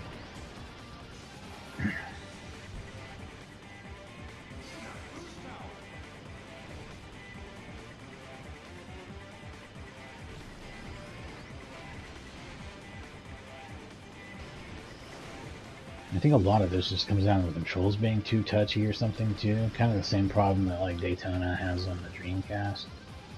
It's like it kind of fucked up one of the most fundamental parts of the game, which makes it a lot worse. At first I was like, oh, this feels good. It's just kind of gonna be an acquired taste thing, and like, now I'm like, I don't know, man. Like, watch this corner that's coming up here. Not this one, but hang on. I forget what the track looks like already. There's some bullcrap that's like right here where it does like a little S zig right here. Is that doable? Without slowing down a whole bunch? Can that be done? How is that done without slowing down a whole bunch? Falcon, as you can see, I mean, coming in 4th is not great, but I mean, it's fantastic compared to coming in 16th or 20th with one of those other just total garbage to use ships. So yeah, I feel like instead of the huge selection of ships, some that I like and some that I don't, that I normally get in an F-Zero game, now I get 4 ships, but I really only get 1 because the other 3 are just, I wouldn't even wipe my ass with them. So that's wild to me. Like and you know, the people that stepped in that made this one different are Sega, who normally make great racing games. Maybe it's just that, like, the ideas didn't line up or something. I don't know. I was really trying to be hyped about this one, but it's like, looks good, but goddamn, it's just too hard. It's too hard is the main problem, and it's too limiting, and it doesn't have enough stuff in it. Or maybe it just feels like it doesn't have enough stuff in it because it's too hard for me. I don't know. So maybe I'm just missing out on a lot of it just because I'm not good enough at the game. And that's gonna hurt my opinion either way if I can't like see what's in the game.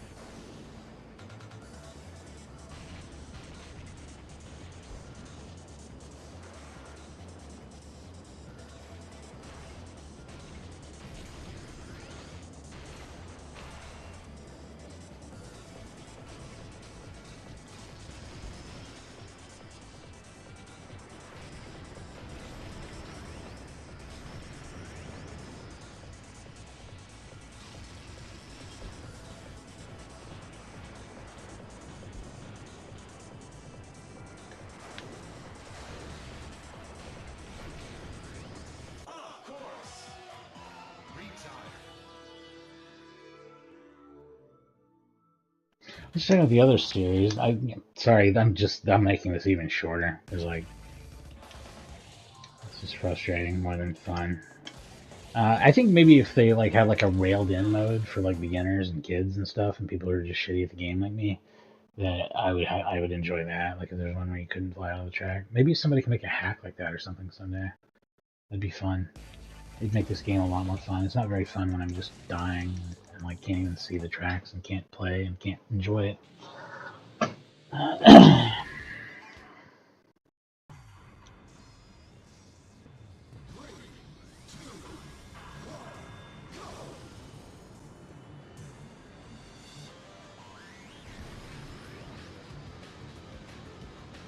I mean, if I can't stop thinking about it off stream because of how it looks and sounds, I might keep playing it a bit. Maybe I'll like come around to it, and get around past its difficulty, and start to change my opinion of the game. But a lot of times, the difficulty of a game does affect my opinion of it. I'm not gonna like try to cover that up or pretend like I'm super unbiased and can't, you know, can ignore the fact that I personally am not good at the game.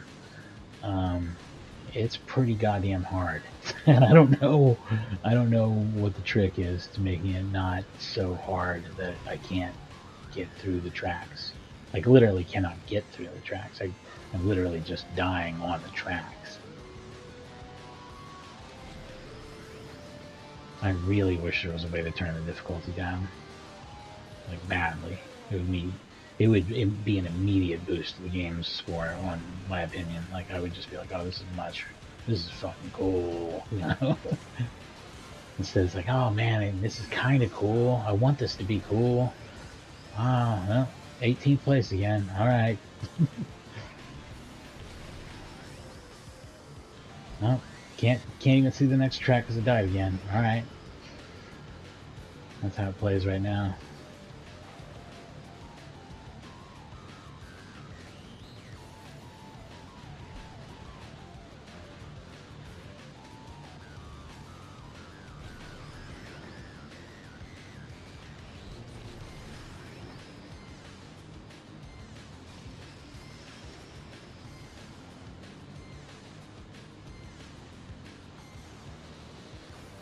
What place am I in? Why am I so far behind? Is it because it's nearly impossible to stay on the faster moving inside parts?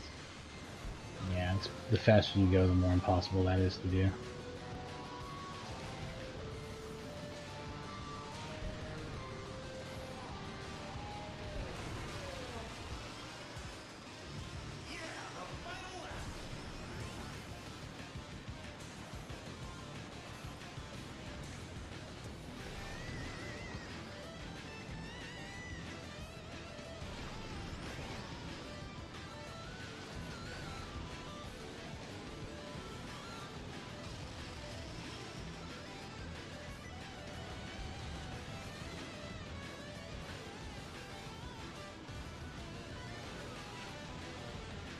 I didn't think this was going to be a situation where I literally can't complete the cups. Like, I can't complete the novice difficulty cups.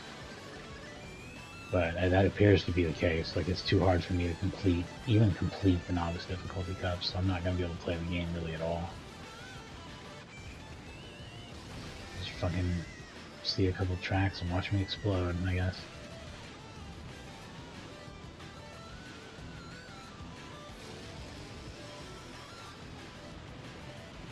Yeah, I should look around and see if anyone's hacked this game to make it easier. And if not, that's my request. Somebody hack this game to make it easier so I can really enjoy its awesome graphics and sound. Maybe even check out its story mode and stuff. Give me about, I don't know, like 20 or 30 seconds more on the clock on all the stupid little challenges. I'll punch through them just to see what these idiots do in their stories. But as it stands, you'll have to watch somebody who's better at games than me if you won't see any of that ever. Because this is just way too hard. I wonder how many times this video is going to have the phrase "too hard" in it.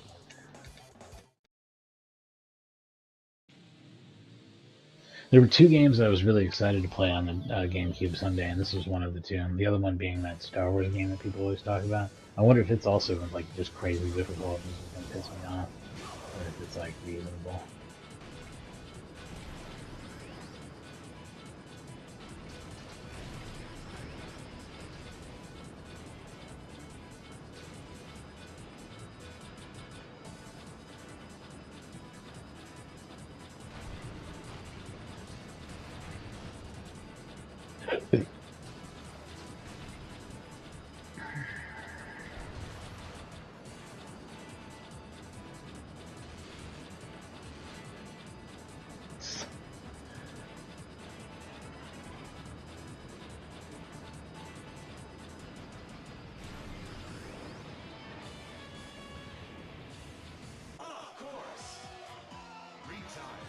I know he said off course, but it sounded like of course, which it might as well.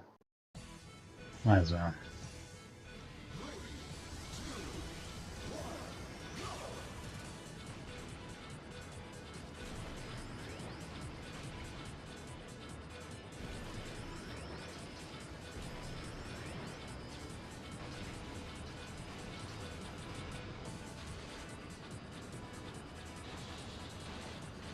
I like F-Zero 99 a lot more than this, I will say that. Like, it's much more fun.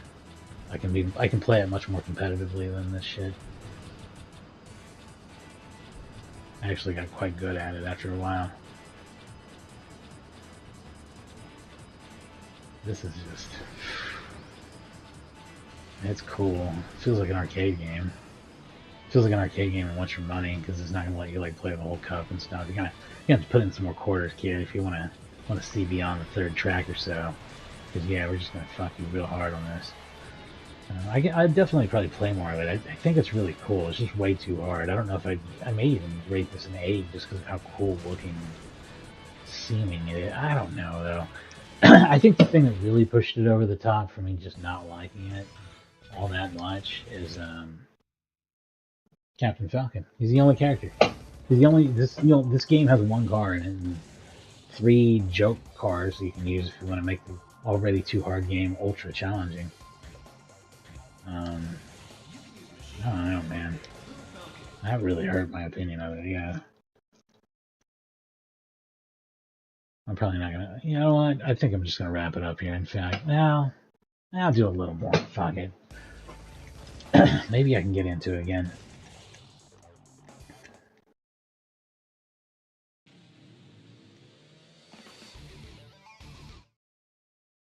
I just gotta go into the mindset, hey, act like you sat down with Daytona here or whatever. Yeah, something like that. Because if I was playing an arcade game and it was like, this is dope. And if I'd bought this, I would have loved it, even though I would never have gotten anywhere on it. I'd be like, it's like, yeah, but it's like a fucking arcade game. It's awesome. So, as long as I go into that with that mindset that, yeah, it's not even something that I should be able to play at all.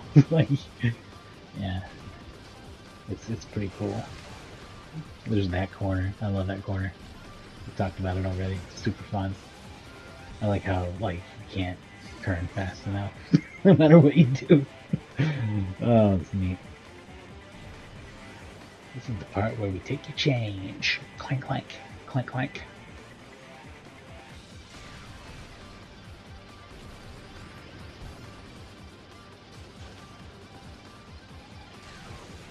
Honestly, though, would I rate Daytona 2, the actual arcade game, higher than a 7? I mean, in the context of it being an arcade game, that's the only reason why, right? If it was released with absolutely no bells and whistles on modern consoles, would it be higher than a 7? Just the actual arcade game, just the same as if you fired it up in Supermodel, or as it is in Tuesday right now? That's probably about a 7, right? Not exactly like the most complex or interesting game in the world. Yeah, but it feels really good, though. I think it's probably an 8. But it has 3 or 4 cars to select from, too. It has fewer tracks, but the tracks feel more unique, so... 27th place isn't going to be playable, though. I might as well just quit out of this. I don't know how much more... Yeah, I don't know how much more this will be able to take. I wanted to try and play a little more. I have time to play a little more. I don't really have anything else going on, but I'm also, like, getting kind of bored with it because it's just too hard to do anything on.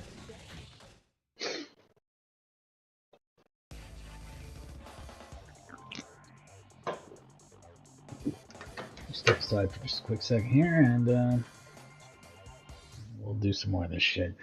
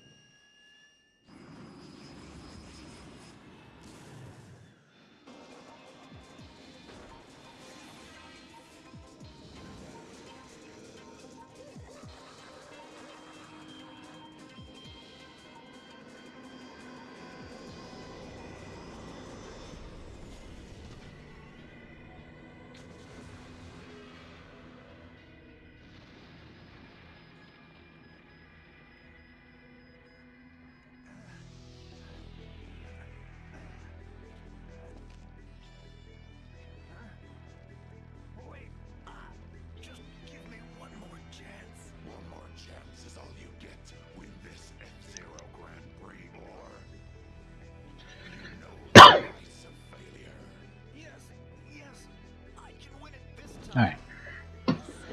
Let's set a row I'm gonna do. I'm gonna play each Grand Prix from the beginning, because maybe playing the first Grand Prix will get me back and get my mojo back. I was having so much fun when I played it, remember? So let's get back into that. Maybe it'll be fun, and then I'll do the other two right after it, back to back. I'll do them with Blue Falcon, just straight from the beginning. And when it's game over screen, it's game over screen. I'll just do it that way.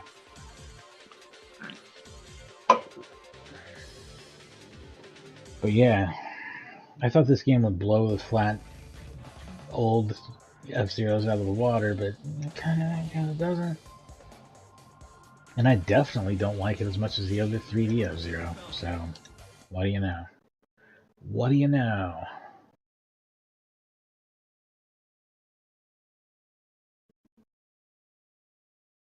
I actually prefer... I wonder how unpopular that opinion is. Go ahead and hate me for it. I like the Nintendo 64 F-Zero game quite a bit better than this one.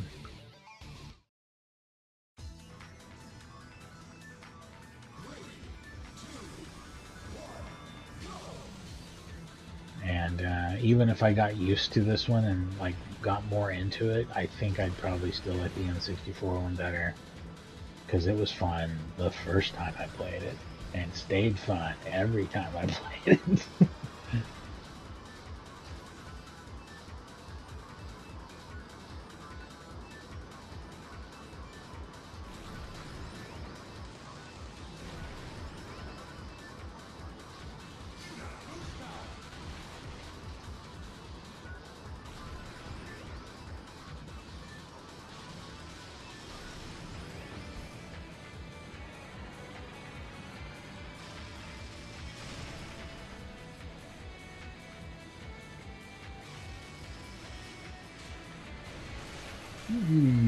Little wall grinding there. A bit of nasty wall grinding.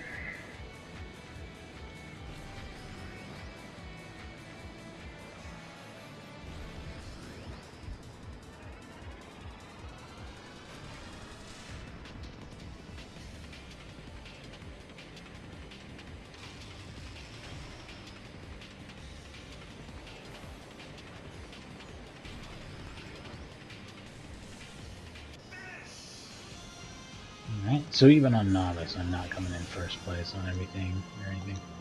This is probably actually like right about where most of, like all of the Novice difficulty stuff should be.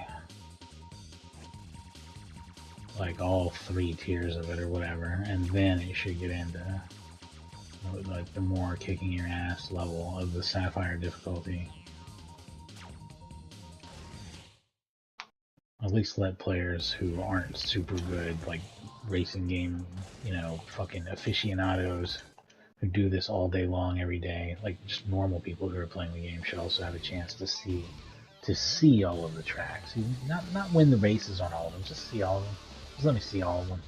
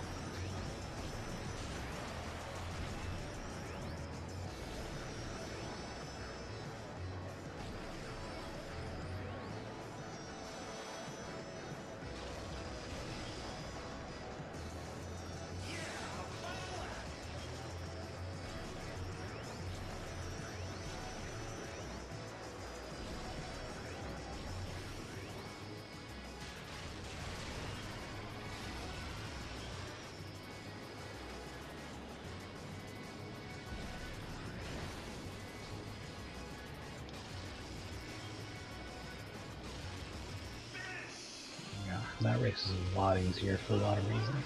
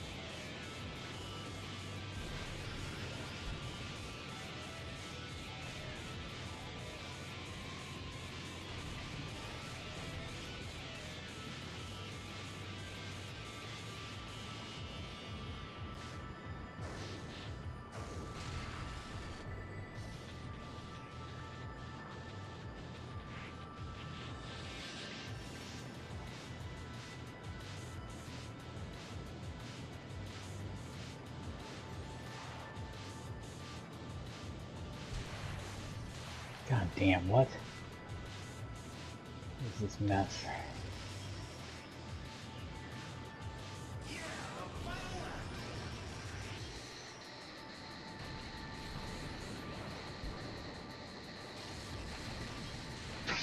What? Okay, sure, dude.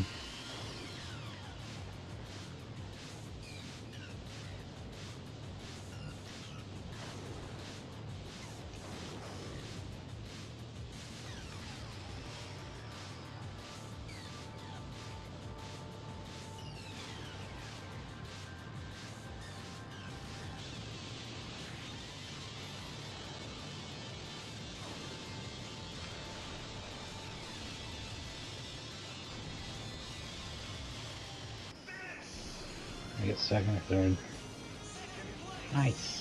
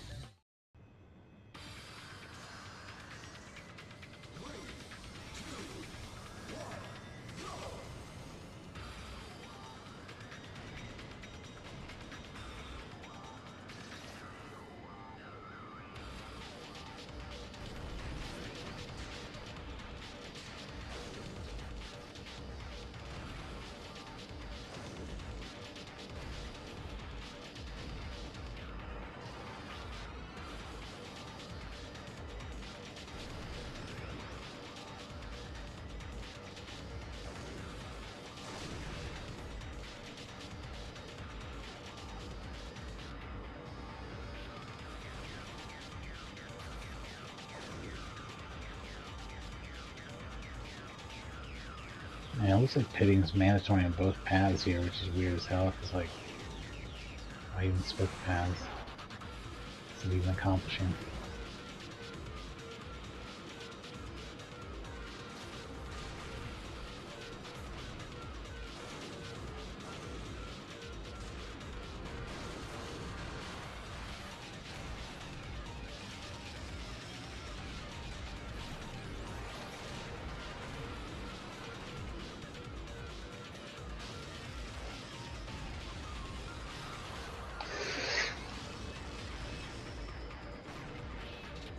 That didn't really clear any kind of gap at all. Yeah. Fuck. I'm at the point where I'm pushing my life because I would probably rather redo this and let it get as out of hand bad as it was getting.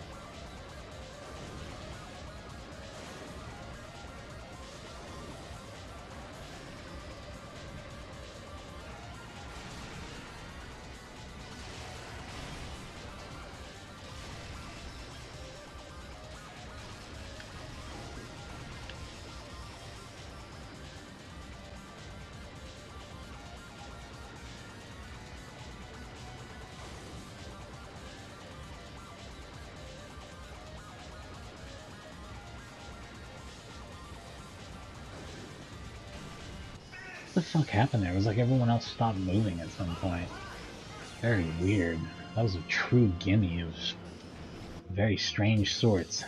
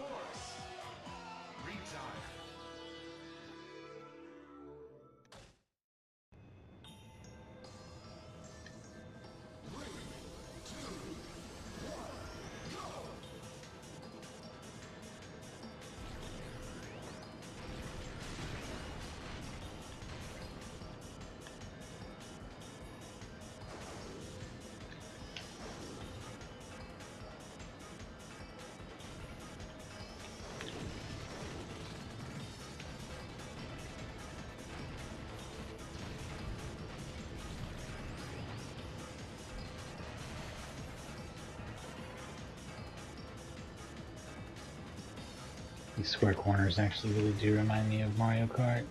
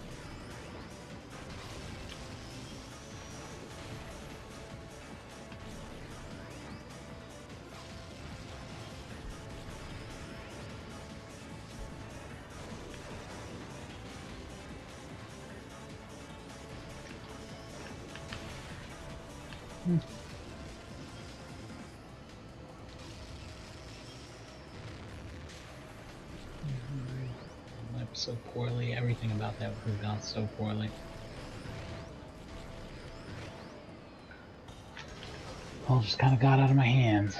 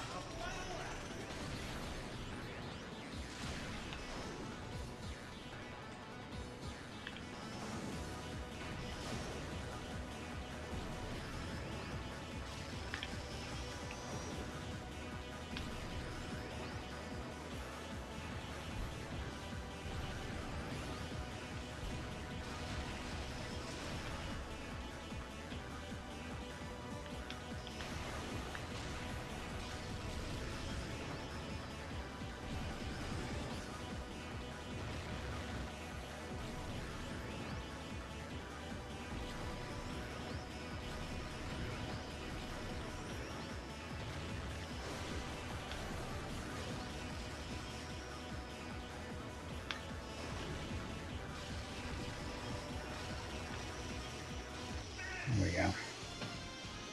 Kind of, because there's a health strip so close to the finish, it is kind of easy to exploit your way to the end on that one at first.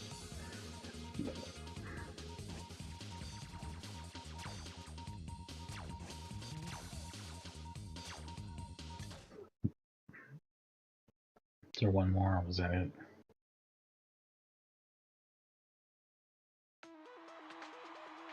That was it. So yeah, I was able to get first again, but man, the other two, the Sapphire class is just like a fucking kick in the balls.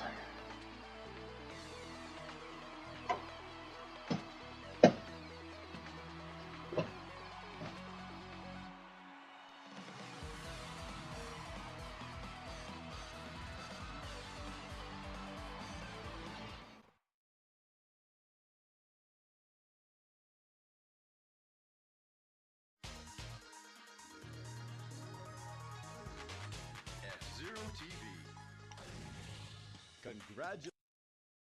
Thanks for playing. Shit, I guess I could have watched this other ending. Just don't give a shit. Here we go. Let's move on.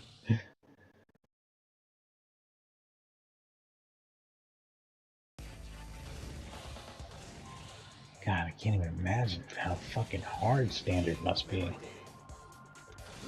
Is it faster than this? God, that's gonna be a piece of shit if it is.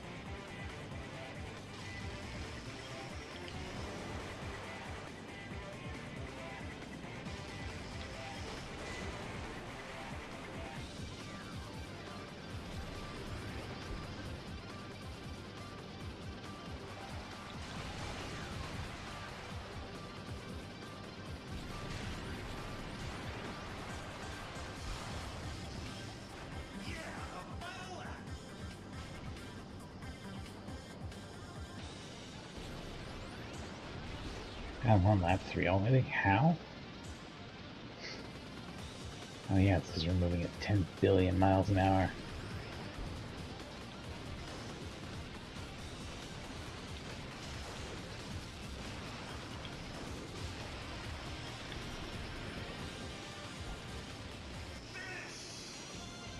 Was I able to grab something decent? No, not really. Not particularly, no.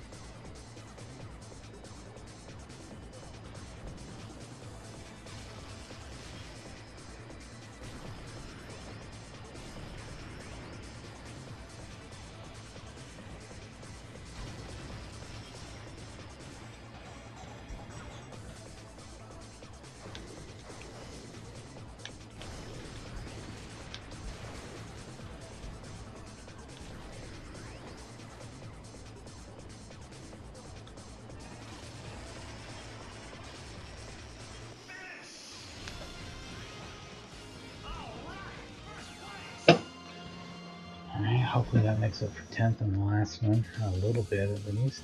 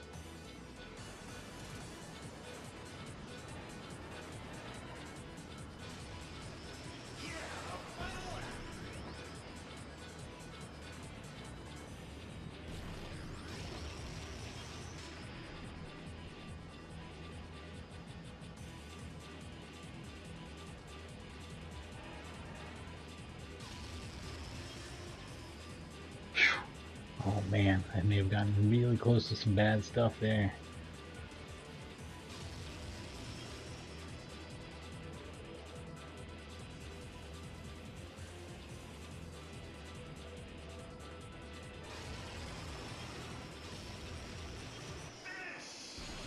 Nice.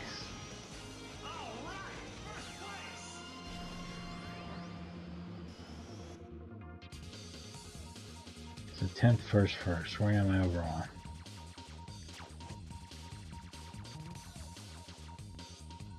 Second. Yeah.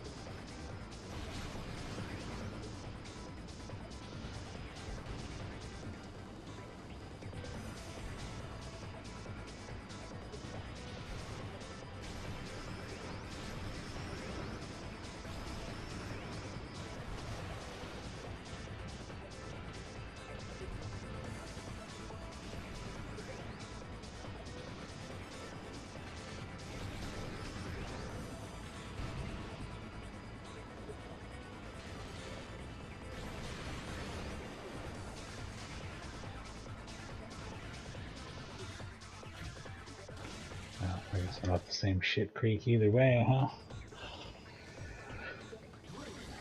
Regardless of whether I'm preemptive about it.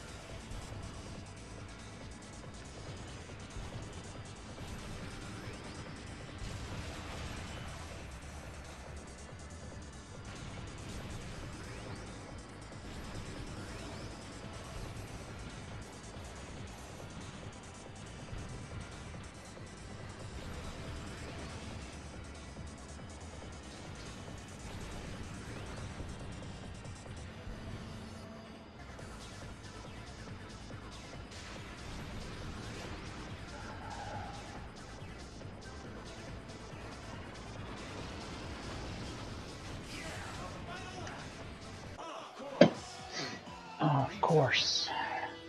Yeah, I'm kind of learning to just chill and enjoy these Grand Prix as just a straight up arcade mode. I'm thinking of it in that context. I do think this is about an 8 out of 10 game, which is really quite good. It's really good looking, and it's cool, and it's just as good as the other games in the series. It's worse in some ways and better in others.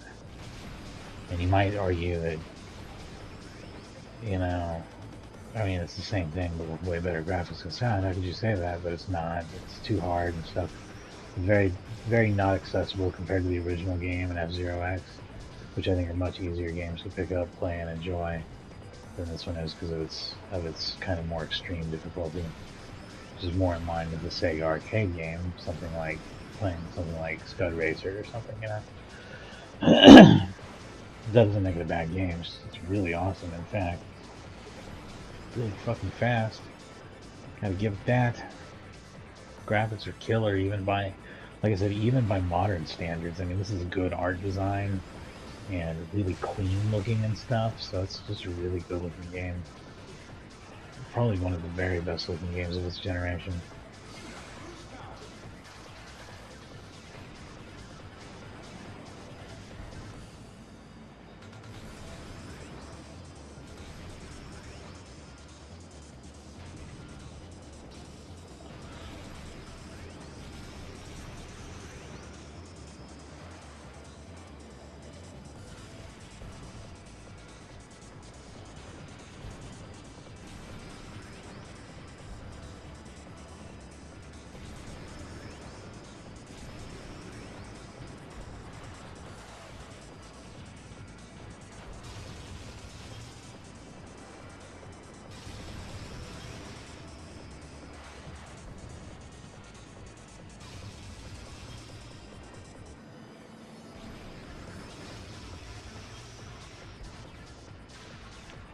I'm not gonna die again? Amazing.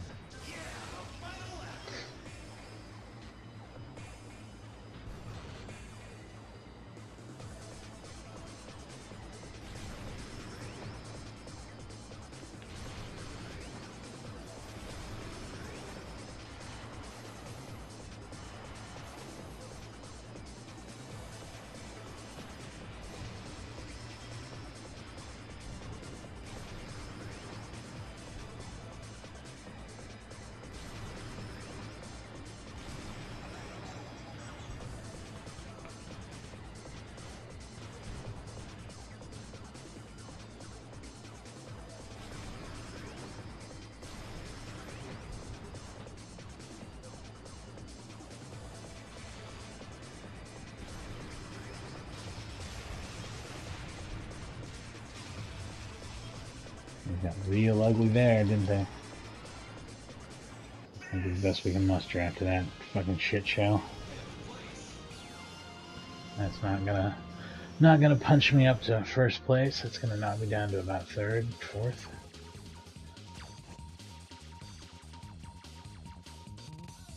Oh no, I'm still in first?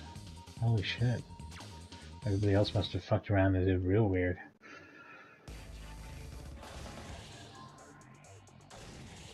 How many lives left do I have to try this with? Like 2? This is such a deadly track. Like I got 3 at least.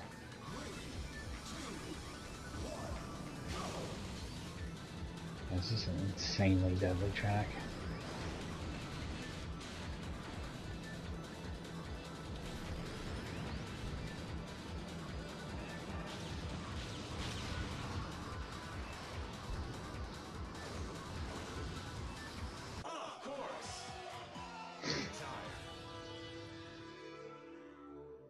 Yeah, I've never survived this Mute City track yet, the second Mute City track. I think I'd have to play the game a whole lot of times before I'd be able to finish this one. It's just a death trap. It's got all sorts of shitty stuff in it where you'll die. And for me to get through that, not once, not twice, but thrice, yeah, that ain't happening for a long fucking time, man. That's just the hard facts about that one. Oh, it's because there's a million mines there that I hit that are blowing me into the air, too. And I don't see any way to dodge those either, so it's just, that actually makes it worse, not better. I thought it was just because I was hitting like a jump or something somewhere, which would be bad enough. But a single jump is something I could probably avoid. A wall of mines that the enemy somehow thread the needle through, but I clearly would never be able to do fucking that, because I'm going 10 million miles an hour. You just have to get lucky like that round. And that turn there is also a death trap, and I think there's about 3 more death trap turns ahead of it. Yeah, this is this is a difficulty spike that you rarely see in a game. Like where it goes from being Oh yeah, that's pretty challenging. Oh my god, you have to be an almost entirely different tier of player to play this. You know, huge monster difficulty spike on this track.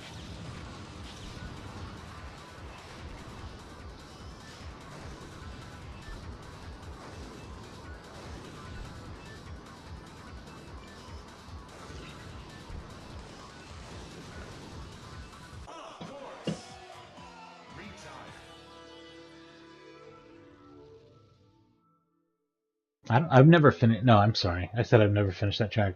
Correction, that's wrong. I've never finished a lap on this track. It's too hard. I can't survive a lap on that track.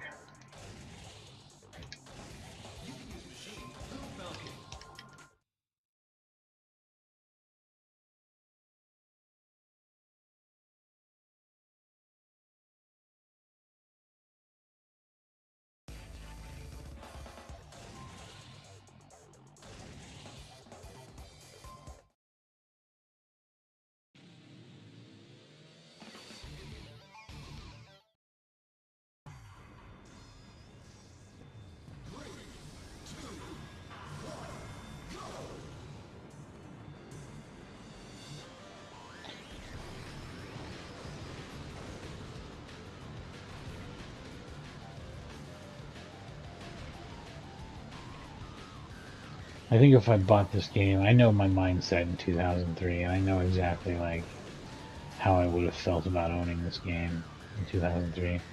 I would like it would have went from holy shit, I can't believe how cool this game looks to holy shit, I'm once I start playing it, because I'd buy it because I'm like I'd be like holy shit, this looks way good, and I love F-Zero, and then I'd buy it. This is all hypothetical because I didn't own a GameCube. And I would have bought, if I did, there's about a 100% chance I would have bought this game. This game would have been the one that I considered buying a GameCube for, I think. I don't even think I knew about it back in the day. That's how out of the GameCube world I was. But let's say I had, because it looks awesome and it's something I definitely would have bought for some fucking weird reason I had a GameCube. And then my initial reaction was like, oh, this is rad. Look at these fucking graphics. Man, this is like everything I dreamed it would be. And then I'd play it for an hour or two like I did here, and then be like, oh, this is way harder than I thought. There's way less stuff in it than I thought. So I'd be a smidge disappointed by this one. I feel like even the disappointment that I felt today, I think I would feel even back then, just a little bit. And then I'd keep playing it, and then it would probably become like an old favorite of mine. Truthfully, I probably would turn around my opinion on it after playing it a bunch because it's really cool looking and it's pretty fun. And once I got really good at it, just not unwittingly from playing what little there is there over and over again, I'd probably like it a lot more. So that's about what the game is. I mean, it's pretty good.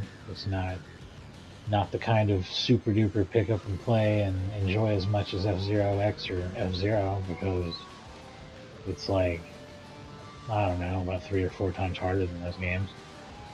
But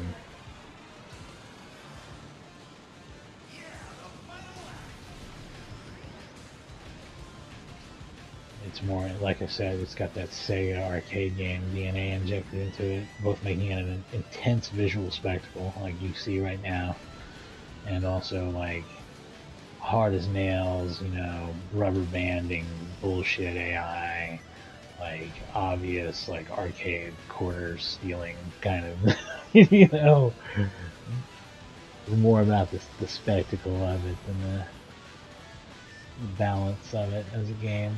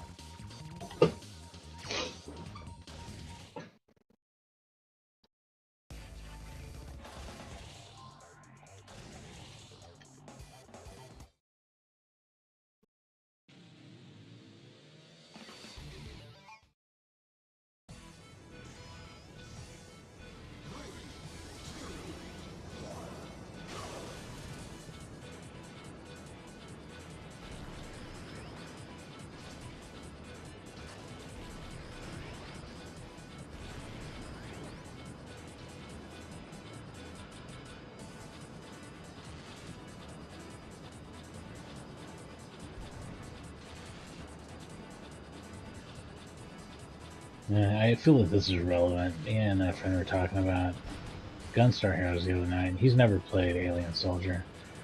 I was explaining it's kind of the same, but it's like way hard. You know, it's like a very hard game. Whereas Gunstar Heroes is just a little too easy. Maybe just a smidge too easy. And it's like he was like, ah, no, I thought it was pretty challenging. For a genre, it's really not. Like Contra 3 being a kind of normal example of those kind of games. If you look at it from that perspective, Gunstar Heroes is a pretty freaking easy game. You don't really have to be Mr. Super Video Game Master to beat that one. I did it. You see how much I suck at video games right now. So, the question is, excuse me, which is a better game? Which do you guys think is a better game if you play Sega Genesis games? Do you think Alien Soldier is a better game, or do you think Gunstar Heroes is a better game? Gunstar Heroes kind of sucks when you first start playing it. You're like, at least me, I struggled getting past the first level, and I was like, oh fuck, I don't know. This is really cool looking, but it's kind of too hard to play, which is kind of like what I've been saying about this shit. That's the relevance, by the way. That's where it ties in at. But it's like, really, after I played Alien Soldier for a little while, I was able to get through like, I don't know, like 12 levels or say like 15 levels. I don't know. Levels are super short in that game. There's about 30 of them, I think. So I was able to play like halfway into the game, you know, almost, something like that. And probably get even further if I just kept practicing it. And that's the thing about that game. It's all about like practice and getting further and whatever. So, but it's also super hard to just sit down with Alien Soldier and be like, yeah, I'm gonna play some Alien Soldier, unless you're already in the mindset of, yeah, I'm gonna play a game that kicks my fucking ass. But maybe I should stream it at some point here. I think I've streamed Gunstar Heroes before, not on YouTube though. I think it was on Twitch a long time ago. I left Twitch because of technical reasons, but I may go back there for community reasons. I don't know. It's a mixed bag. Like I can get more followers on Twitch, but a lot of them are bots. A lot of them are just dipshits trying to sell their shitty, you know, digital art or whatever. And I get it. You got to grind for money and whatever. It's fine. But they're just trying to like, yeah, give you some branding. You know, oh yeah, we'll get you exposure. I don't care. And then the straight up scammers like selling fake followers. I don't want any of that shit. You know, go to hell. That wasn't why I left Twitch. Mostly there were a lot of cool people there that like really like games and aren't snobby or weird about it. Like they don't think modern games suck just because they play retro games or vice versa. Or a lot of people that just play both and don't care, like me. They just like games and they like talking about them, engage in the chat way more, stuff like that.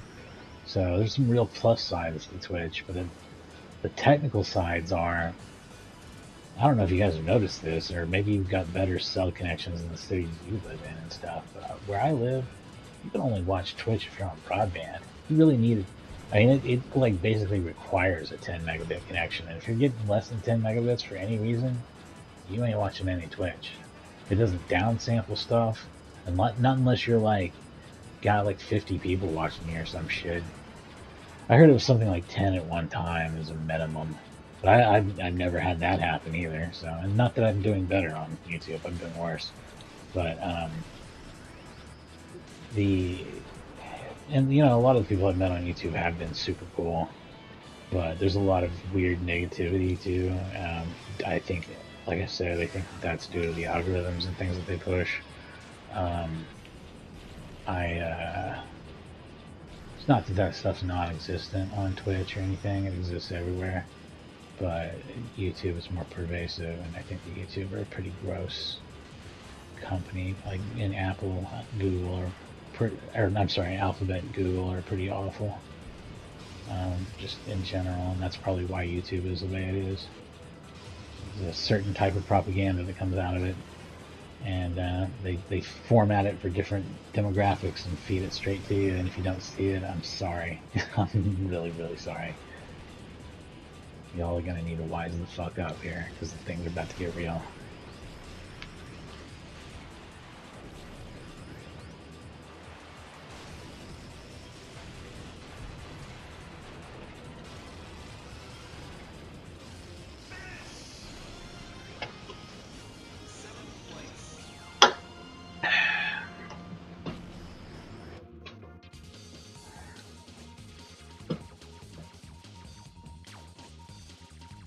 But it would be cool if somebody, and you know, the problem is, no matter what streaming service anyone ends up using, it's gonna suck because you have to have big bucks to host a shit ton of servers, to have a shit ton of video flowing in and out all the time, like Twitch / Amazon and YouTube / Alphabet do. You know what I mean? They just have tons and tons of data, massive amounts of money to host these data centers that have all this stuff, which is cool. It's cool that we have that technology.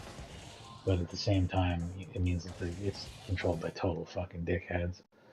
Well, it really would be cool to have like an indie streaming service of some sort for gamers. That's truly for gamers. That actually doesn't really allow non-gaming content at all. That's what would make it work. And if somebody could do that and just like make that the focus, I think that it could be really good. And the community engagement ideas that Twitch has, I think, are messy and overcomplicated, but I mean, the main thing would be having the fucking technical infrastructure that works like YouTube, which is probably impossible.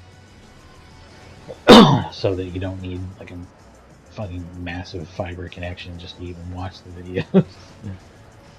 And then having an entirely gaming focused positive community that doesn't have like some sort of outside agenda forced onto it. Other than normal, everyday fucking advertising, I'd be happy to just go back to that at this point.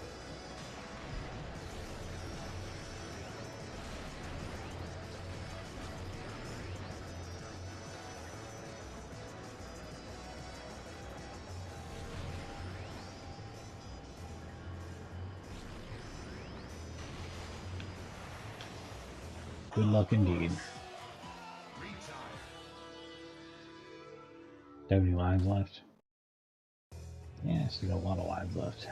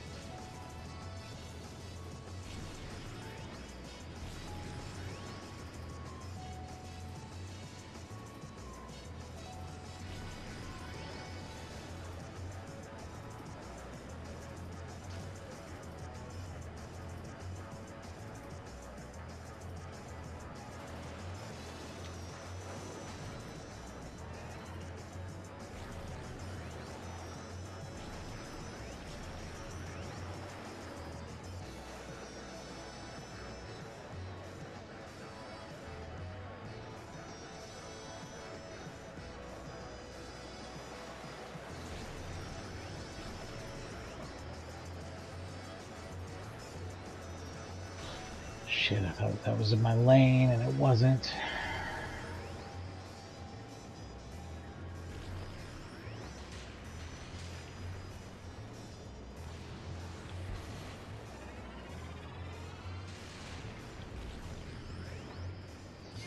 That was one lap somehow.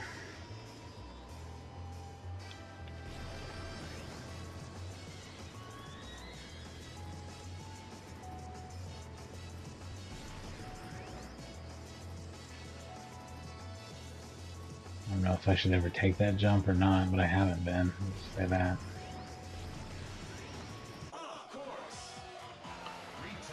This is a pretty tricky track. I wonder if I'll ever be able to beat it or if it's just going to be one that eats up all my lives.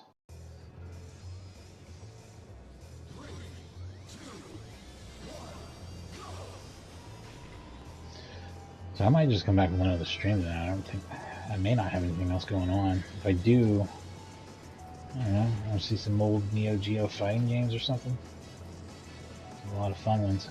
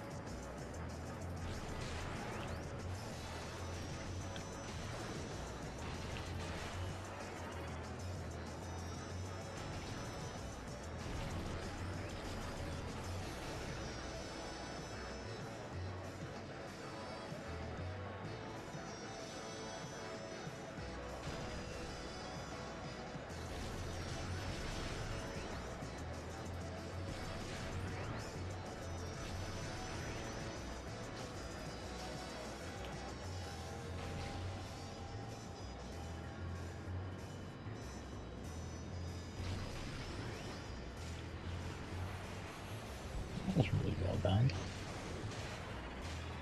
Surprisingly well.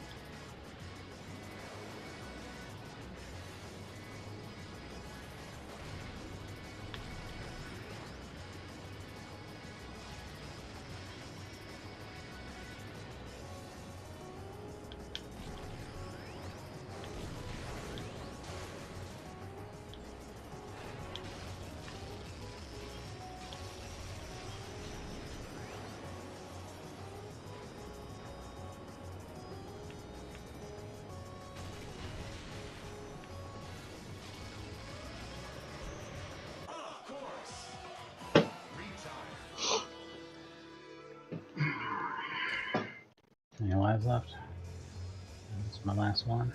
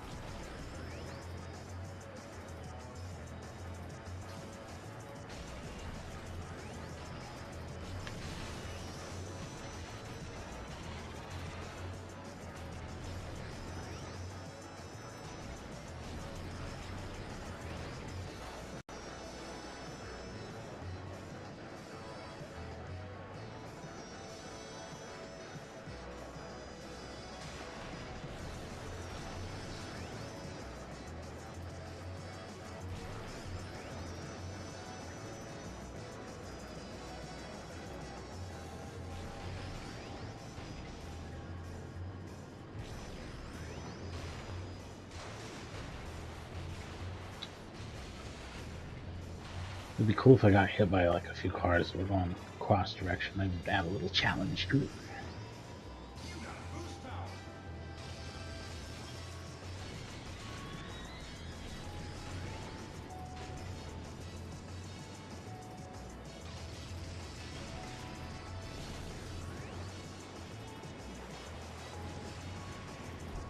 I have no idea why that jump exists there.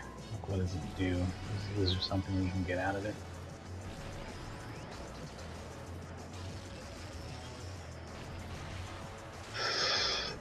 I never go on this side. That's just cuz.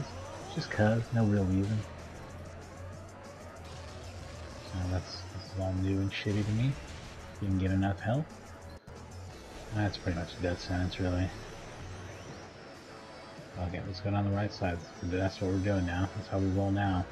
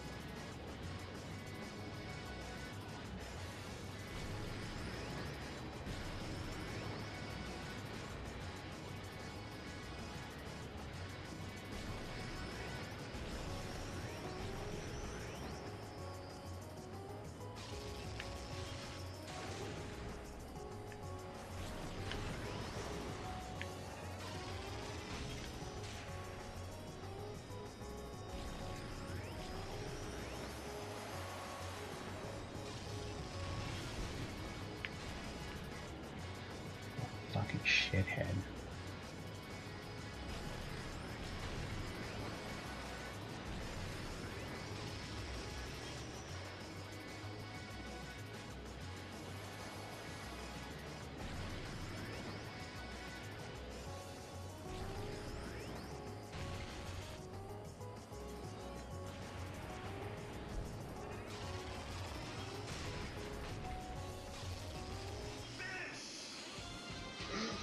After a million deaths, I come in first. It's pretty exciting. Adds excitement to it. God, was that the last race, or am I fucked?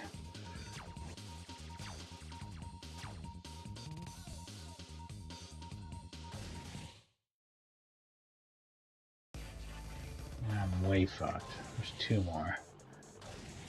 That's not happening.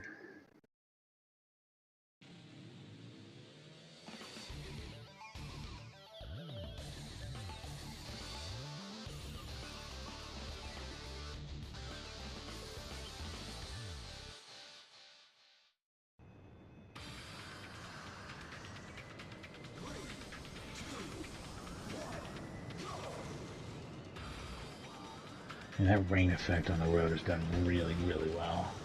I think that's what I was thinking with a graphical glitch earlier, because it's kind of static looking when you're moving super fast.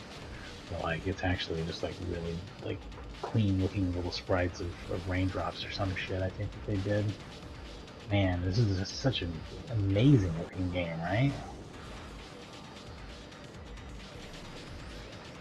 Hypnotizingly awesome looking.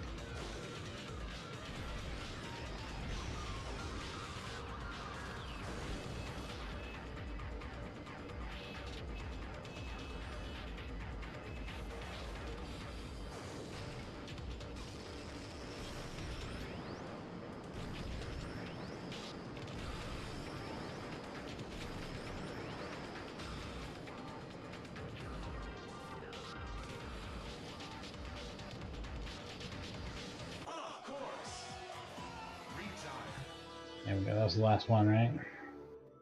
Let me get one more. Get one more. Yeah, you can have 0 lives. Okay, so it shows the number of lives remaining, not the total. Something that you have to figure out in every video game you play, basically.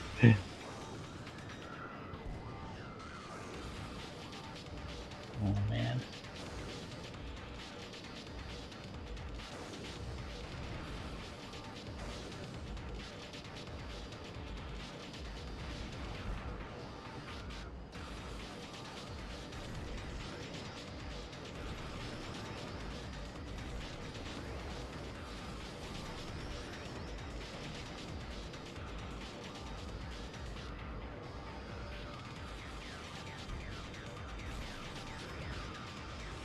There we go.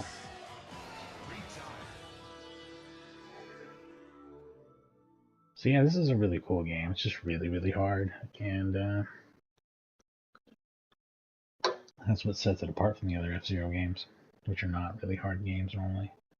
A lot of racing games from this era, though, would be comparable to this in both terms of content, difficulty, etc., but would fall short in terms of like kick-ass graphics and sound, and overall coolness. So this is actually a pretty dope little game. 8 out of 10, I'd say. I wanted to say it was going to be way better than that. I was really hoping it would be like amazing, so I am disappointed a little bit that it's so hard I can't really get anywhere in it. It doesn't really have a lot of extra stuff. I really only enjoy playing with one car, one pilot. So, I would definitely play it again though. Give it more of a shot. Almost feels better to think of this one as like a Sega racing game and Sega's take on F-Zero than like a regular part of the series. I don't think Nintendo would have quite gone this hardcore arcade style. It's not really Nintendo. It doesn't feel Nintendo at all. It ain't Mario Kart, and it's not even like the F-Zero games that are on GBA, the Super Nintendo one. The general feel of playing F-Zero against people on F-Zero 99 and even F-Zero X, which is F-Zero X is maybe just a smidge harder than the average F-Zero game. And this is a couple of steps harder than that. So it's like, yeah, more like a Sega arcade racer. Very cool, very fast. A good chance I'll be back with a different stream tonight. Might do something a little more. I'll get away from racing games for a second, and we'll do like maybe some fighting games or some beat 'em ups or something more 16-bit-ish before I dive deep back into this era of gaming with an action RPG, Champions of Norath, which is part of the EverQuest universe, but it runs on the same engine and is the same style of game as Baldur's Gate Dark Alliance, Fallout Brotherhood of Steel, the Bard's Tale 2000s version, all of that crap. Also a bunch of Marvel games and one DC game run on that engine. So, and I probably will do Marvel Ultimate Alliance. I might even do the X-Men Alliance games before that at some point. So, but I'll spread those out because there's tons and tons of games like that, and I've streamed some before. I've streamed some of the PSP ones and things like that. So it's best to give a little bit of a breather between those because they get real samey real fast otherwise.